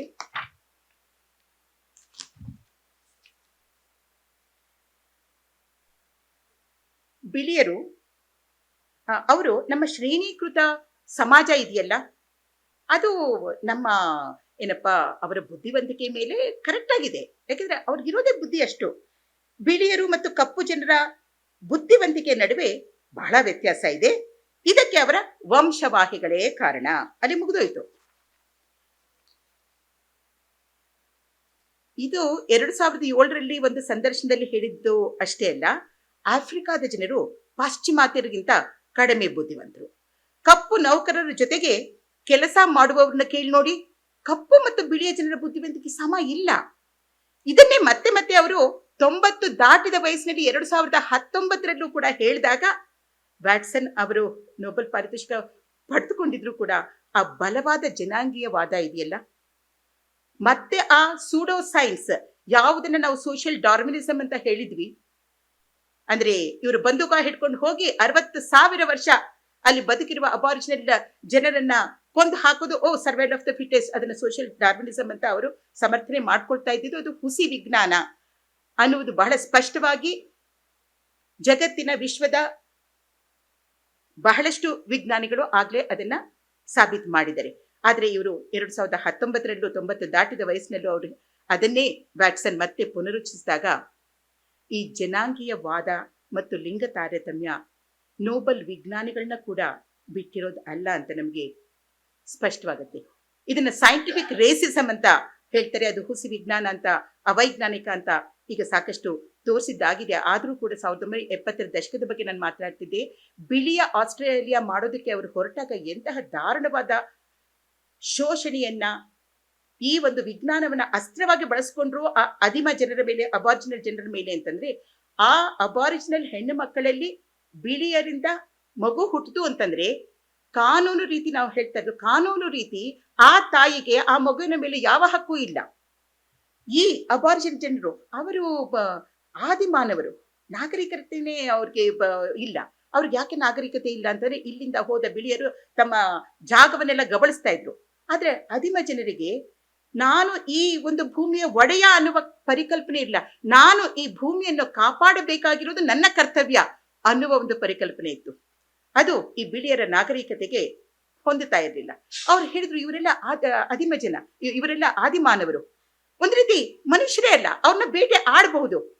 ಅನೇಕ ಬಿಳಿಯರ ಮನೆಯಲ್ಲಿ ಆದಿಮ ಜನರ ತಲೆ ಬುರುಡಿಯನ್ನ ನಾವು ಹಳೆ ಕಾಲದಲ್ಲಿ ಈ ಸಿಂಹ ಅಥವಾ ಚಿಗರೆ ಅದನ್ನೆಲ್ಲ ಬೇಟೆ ಆಡಿ ತಂದು ಈ ಟ್ರಾವೆಲರ್ಸ್ ಬಂಗ್ಲೋಲ ಹಾಕೊಳ್ತಾ ಇದ್ರಲ್ಲ, ಆ ರೀತಿ ಆದಿಮ ಜನರ ತಲೆ ಬುರುಡಿಯನ್ನು ತಮ್ಮ ಗೋಡೆ ಮೇಲೆ ಹಾಕೊಂಡಿರುವಂತಹ ನಾಗರಿಕರಿದ್ರು. ಇದನ್ನ ಸೈಂಟಿಫಿಕ್ ರೇಸಿಸಮ್ ಅಂತ ಇವತ್ತು ಗುರುಸ್ತಾರೆ, ಅವತ್ತು ಸೋಷಿಯಲ್ ಡಾರ್ವಿನಿಸಮ್ ಅಂತ ಹೇಳ್ಬಿಟ್ಟು ಅವ್ರು ಗುರುಸ್ತಾ ಇದ್ರು. 1980ರ ದಶಕದಲ್ಲಿ ಆ ಮಗುವಿನ ಮೇಲೆ ಬಿಳಿಯರಿಂದ ಬಹಳಷ್ಟು ಬಾರಿ ಅತ್ಯಾಚಾರದಿಂದ ಹುಟ್ಟುತ್ತಾ ಇರುತ್ತೆ. ಯಾಕೆ ಅಂತಂದ್ರೆ ಇಡೀ ಆಸ್ಟ್ರೇಲಿಯಾ ನಾವು ವೈಟ್ ಆಸ್ಟ್ರೇಲಿಯಾ ಮಾಡಬೇಕು ಅನ್ನೋ ಕಾರಣಕ್ಕೆ ಇವರಿಗೆ ಬುದ್ಧಿ ಇಲ್ಲ.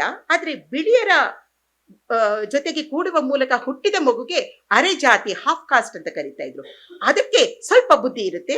ಆ ಮಕ್ಕಳನ್ನ ತಕ್ಷಣ ನಾವು ಕಿತ್ಕೊಂಡು ಒಂದಷ್ಟು ಜಾಗದಲ್ಲಿ, ಇಲ್ಲಿ ನಾಸಿ ಕ್ಯಾಂಪ್ ನಲ್ಲಿ ಇದ್ದ ಯಹೂದಿಗಳ ಪಾಡಿ ಎಲ್ಲರಿಗೂ ಗೊತ್ತು. ಆದ್ರೆ ಆಸ್ಟ್ರೇಲಿಯಾದಲ್ಲಿ ನಾನು ಸಿಡ್ನಿ, ಮೆಲ್ಬರ್ನ್ ಹೋದಾಗ ಇದು ಗೊತ್ತಾಗ್ಲಿಲ್ಲ. ನಾನು ಡಾರ್ವಿನ್ ಹೋಗ್ಬೇಕಾಯ್ತು, ಅದು ತುತ್ತ ತುದಿನಲ್ಲಿದೆ, ಆಸ್ಟ್ರೇಲಿಯಾದ ಉತ್ತರದ ತುದಿನಲ್ಲಿದೆ. ಅಲ್ಲಿಗೆ ಹೋದಾಗ ನನಗೆ ಈ ವಿಷಯಗಳು ಗೊತ್ತಾಗಿದ್ದು. ಆ ತರ ಪುಸ್ತಕಗಳು ಸಿಕ್ತು, ಆದಿಮ ಜನರನ್ನ ಭೇಟಿ ಮಾಡಕ್ಕೂ ನನಗೆ ಸಾಧ್ಯ ಆಯ್ತು. ಅವ್ರು ಹೇಳ್ತಾರೆ ಈ ಅರ್ಧ ಜಾತಿ ಅವ್ರಿಗೆ ಸ್ವಲ್ಪ ಬುದ್ಧಿ ಇರುತ್ತೆ, ಆ ಮಕ್ಕಳನ್ನ ಎದೆ ಹಾಲು ಕುಡಿತಾ ಇರ್ಬೇಕಾದಾಗ್ಲೇ ಆ ಮಕ್ಕಳನ್ನ ಕಿತ್ಕೊಂಡು ಈ ಸರಕಾರದ ಒಂದು ಜಾಗದಲ್ಲಿ ಒಂದ್ ರೀತಿ ಬಂಧನದಲ್ಲಿಟ್ಟು ಅವ್ರಿಗೆ ಮಿನಿಮಮ್ ಎಜುಕೇಶನ್ ಕೊಡ್ತಾ ಇದ್ರು, ಟ್ರೈನಿಂಗ್ ಕೊಡ್ತಾ ಇದ್ರು. ಏನಕ್ಕೆ ಅಂದ್ರೆ ಬಿಳಿಯರ ಮನೆಯಲ್ಲಿ ಅವರು ಕೆಲಸ ಮಾಡ್ಕೊಳೋ ಅಂತ. ಇದು ಈ ಅರ್ಧ ಜಾತಿ ಅಂತ ಅವರು ಕರೆದಂತಹ ಮಕ್ಕಳಿಗೆ ಮತ್ತೆ ಬಿಳಿಯರಿಂದ ಮಗು ಹುಟ್ಟಿದೆ, ಅದು ಕಾಲು ಜಾತಿ. ಈ ರೀತಿ ನಾವು ಆದಿಮ ಜನರ ರಕ್ತವನ್ನ ಸಂಪೂರ್ಣ ಬ್ಲೀಡ್ ಮಾಡಿದ್ರೆ ವೈಟ್ ಆಸ್ಟ್ರೇಲಿಯಾ ಆಗುತ್ತಿದ್ದ. 1970ರ ದಶಕದಲ್ಲೂ ಕೂಡ ಈ ಶೋಷಣೆ ವಿಜ್ಞಾನದ ಹೆಸರಿನಲ್ಲಿ, ಸೋಷಿಯಲ್ ಡಾರ್ವಿನಿಸಮ್ ಅನ್ನೋ ಹೆಸರಲ್ಲಿ ನಡ್ಕೊಂಡ್ ಬಂತು. ಈ ಎಲ್ಲ ಕಾರಣದಿಂದ ನಾವು ವಿಜ್ಞಾನವನ್ನ ಸಾಹಿತ್ಯವಾಗಿಸೋದು ಬಹಳ ಮುಖ್ಯ. ಯಾಕೆ ಅಂದ್ರೆ ಒಂದು ತಂತ್ರಜ್ಞಾನದ ಬಗ್ಗೆ ಪರಿಚಯ ಮಾಡ್ಕೊಡೋದು ಅಷ್ಟು ದೊಡ್ಡ ವಿಷಯ ಅಲ್ಲ, ಆದ್ರೆ ಒಂದು ತಂತ್ರಜ್ಞಾನದಿಂದ ಏನು ಆಗಬಲ್ಲದು, ನಿರ್ಲಿಪ್ತ ಅಂತ ಹೇಳುವಂತಹ ವಿಜ್ಞಾನ ತಂತ್ರಜ್ಞಾನ ಕೂಡ ಸಾಮಾಜಿಕ ಬೇಡಿಕೆಗಳ ಅಥವಾ ಈ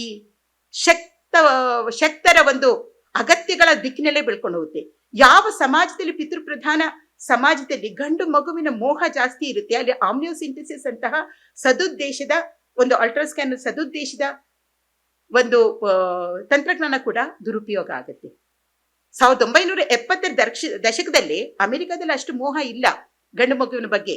ಆದ್ರೆ ಅವ್ರಿಗೆ ಗೊತ್ತು, ಭಾರತದಲ್ಲಿ, ಚೈನಾದಲ್ಲಿ ಬೇಕಾದಷ್ಟು ಇಲ್ಲಿ ಜನಸಂಖ್ಯೆ ಇದೆ, ಇಲ್ಲಿ ಗಂಡು ಮಕ್ಕಳ ಮೋಹ ಇದೆ.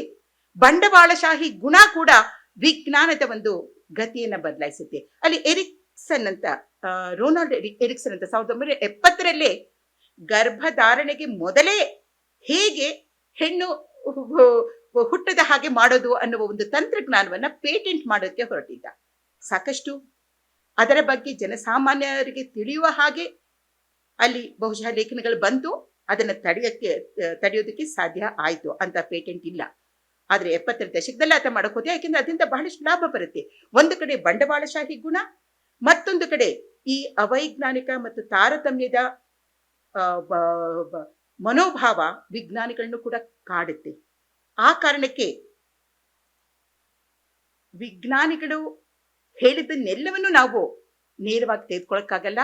ಒಬ್ಬ ಸಾಹಿತಿ ಆ ವಿಜ್ಞಾನವನ್ನ ಸಮಾಜದ ಮೇಲಿನ ಪರಿಣಾಮಗಳ ಬಗ್ಗೆ ಹೆಚ್ಚು ವಿಶ್ಲೇಷಣೆ ಮಾಡೋದಕ್ಕೆ ಸಾಧ್ಯ ಆಗುತ್ತೆ. ಅಥವಾ ಆ ವಿಜ್ಞಾನದ ಬಗ್ಗೆ ಸರಳವಾಗಿ ನಾವು ಬರೆದ್ರೆ ಬೇರೆ ಬೇರೆ ಶಿಸ್ತಿನ ತಜ್ಞರು ಅದರ ಪರಿಣಾಮಗಳೇನು ಅಂತ ತಿಳಿಯೋದಕ್ಕೆ ಸಾಧ್ಯ ಆಗುತ್ತೆ.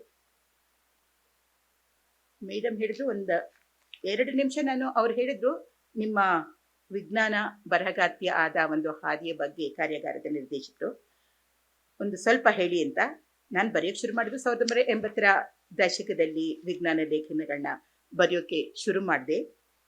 ಎಲ್ಲಕ್ಕಿಂತ ಮುಖ್ಯ ಏನಾಯ್ತು ಅಂತಂದ್ರೆ 1981ರಲ್ಲಿ ನಾನು ಇಂಜಿನಿಯರಿಂಗ್ ಕೊನೆ ವರ್ಷದಲ್ಲಿದ್ದೀನಿ. ಡಿಸೆಂಬರ್ 1981. ನನಗೆ ಕಂಪ್ಯೂಟರ್ಸ್ ಹೇಳ್ಕೊಟ್ಟಿದ್ದಾರೆ, ಕಂಪ್ಯೂಟರ್ ಪ್ರೋಗ್ರಾಮಿಂಗ್ ಫೋರ್ಟ್ರಾನ್ ಕೂಡ ಹೇಳ್ಕೊಟ್ಟಿದ್ದಾರೆ. ಆದ್ರೆ ನಾನು ನಾನು ಓದ್ತಾ ಇದ್ದಿದ್ದು ಎಲೆಕ್ಟ್ರಾನಿಕ್ಸ್ ಅಂಡ್ ಕಮ್ಯುನಿಕೇಶನ್ ಎಂಜಿನಿಯರಿಂಗ್. ಆದ್ರೆ ನಾನು ಒಂದೇ ಒಂದು ಕಂಪ್ಯೂಟರ್ ನೋಡಿರ್ಲಿಲ್ಲ 1981ರಲ್ಲಿ. ಯಾಕೆಂದ್ರೆ ಮೈಸೂರಲ್ಲಿ ಒಂದು ಕಂಪ್ಯೂಟರ್ ಇರಲಿಲ್ಲ.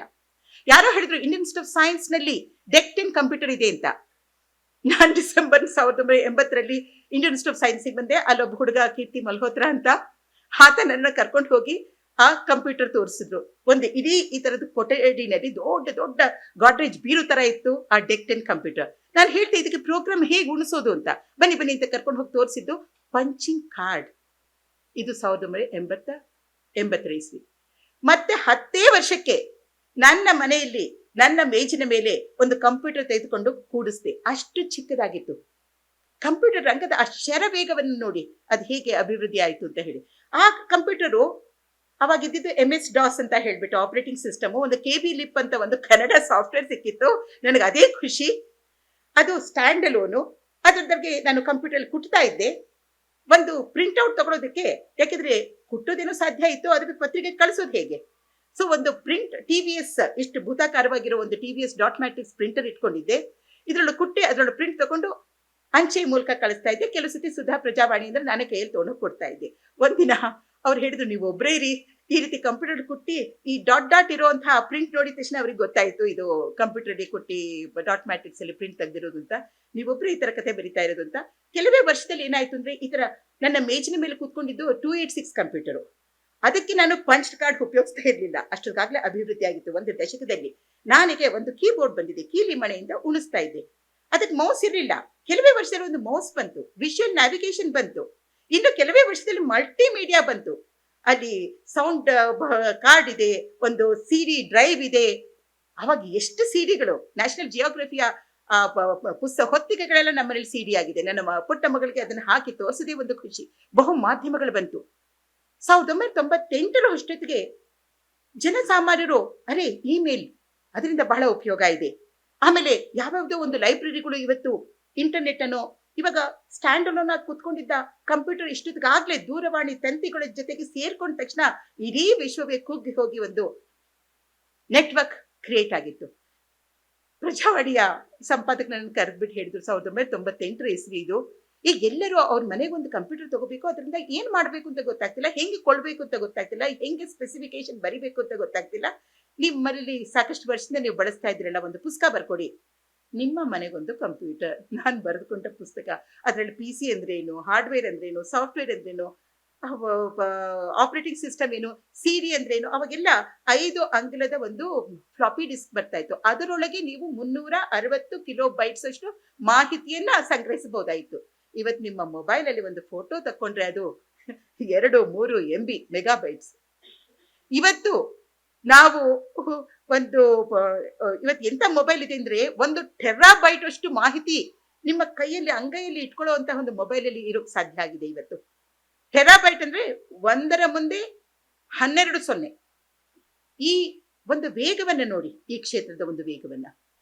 ಇಂತಹ ಒಂದು ಕಂಪ್ಯೂಟರ್ ಇವತ್ತು ಎಲ್ಲರ ಕೈಯಲ್ಲಿ, ಅದರಲ್ಲೂ ಕೃತಕ ಬುದ್ಧಿವಂತಿಕೆಯೂ ಕೂಡ ಪುಕ್ಕಟ್ಟಿಯಾಗಿ ನಮ್ಮ ಕೈಯಲ್ಲಿ ಬಂದು ಕೂತ್ಕೊಂಡಾಗ ಅದು ವರವೂ ಹೌದು, ಶಾಪವೂ ಹೌದು. ಇದರ ಬಗ್ಗೆ ಬಹಳಷ್ಟು ಎಚ್ಚರದಿಂದ ನಾವು ಯೋಚನೆ ಮಾಡ್ಬೇಕಾಗುತ್ತೆ.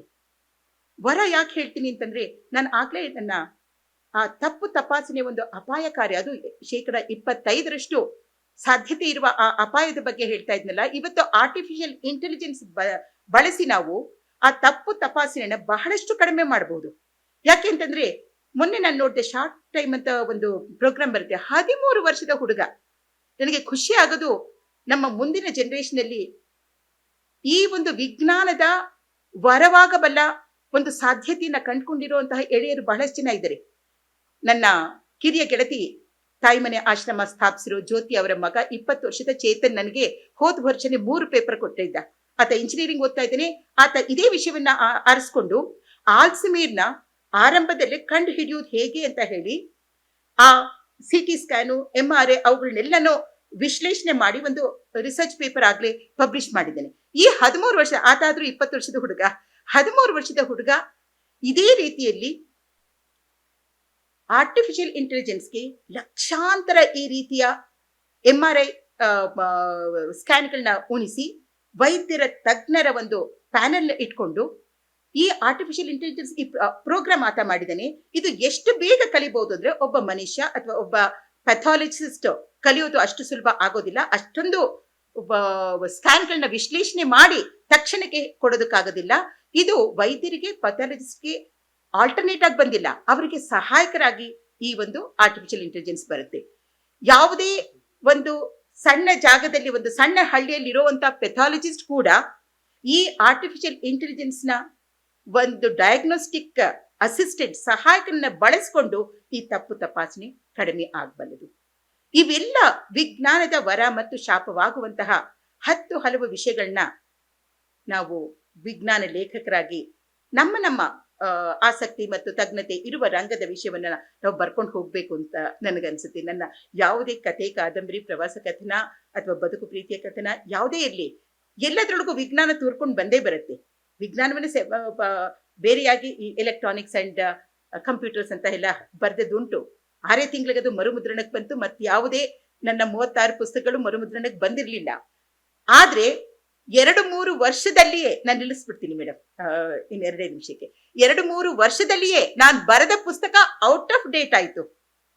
ಅಷ್ಟು ವೇಗದಲ್ಲಿ ಆ ರಂಗದ ಎಲೆಕ್ಟ್ರಾನಿಕ್ಸ್ ಮತ್ತು ಕಂಪ್ಯೂಟರ್ ಬೆಳವಣಿಗೆ. ಅಷ್ಟೊತ್ತಿಗಾಗ್ಲೇ ಕಂಪ್ಯೂಟರ್ನಲ್ಲೇ ಇಂಜಿನಿಯರಿಂಗ್ ಪದವಿ ಪಡ್ಕೊಂಡಿರೋರು, ಕಂಪ್ಯೂಟರ್ನಲ್ಲೇ ಕೆಲಸ ಮಾಡ್ತಿರೋ ಬಹಳಷ್ಟು ಜನ ಬರೆಯೋದಕ್ಕೆ ಆರಂಭ ಮಾಡಿದ್ರು. ನನಗೆ ಬರೆಯುವ ಅಗತ್ಯನೂ ಇರಲಿಲ್ಲ, ಆದ್ಯತೆಯೂ ಆಗ್ಲಿಲ್ಲ. ನನ್ನ ವೈಮಾನಿಕ ರಂಗ ಅಷ್ಟೊತ್ತಿಗಾಗ್ಲೇ ಎಲ್ಲಿಲ್ಲದ ಹಾಗೆ ಮೇಲಕ್ಕೆ ಬರ್ತಾ ಇತ್ತು. ನಾನು ಕೆಲಸ ಮಾಡಿದ್ದು 1985ರಲ್ಲಿ ನಾನು HAL ಸೇರ್ಕೊಂಡಾಗ ನನಗೆ ಗೊತ್ತಾಯ್ತು, ನಮ್ಮ ದೇಶದಲ್ಲಿ ಒಂದು ಸೈಕಲ್ ತಯಾರಿಸುವ ಕಾರ್ಖಾನೆ ಇಲ್ಲದೆ ಇದ್ದಾಗ ವಿಮಾನ ಕಾರ್ಖಾನೆ ಸ್ಥಾಪಿತವಾಗಿದ್ದು 1940ರಲ್ಲಿ, ಸ್ವಾತಂತ್ರ್ಯಕ್ಕೂ ಮೊದಲೇ.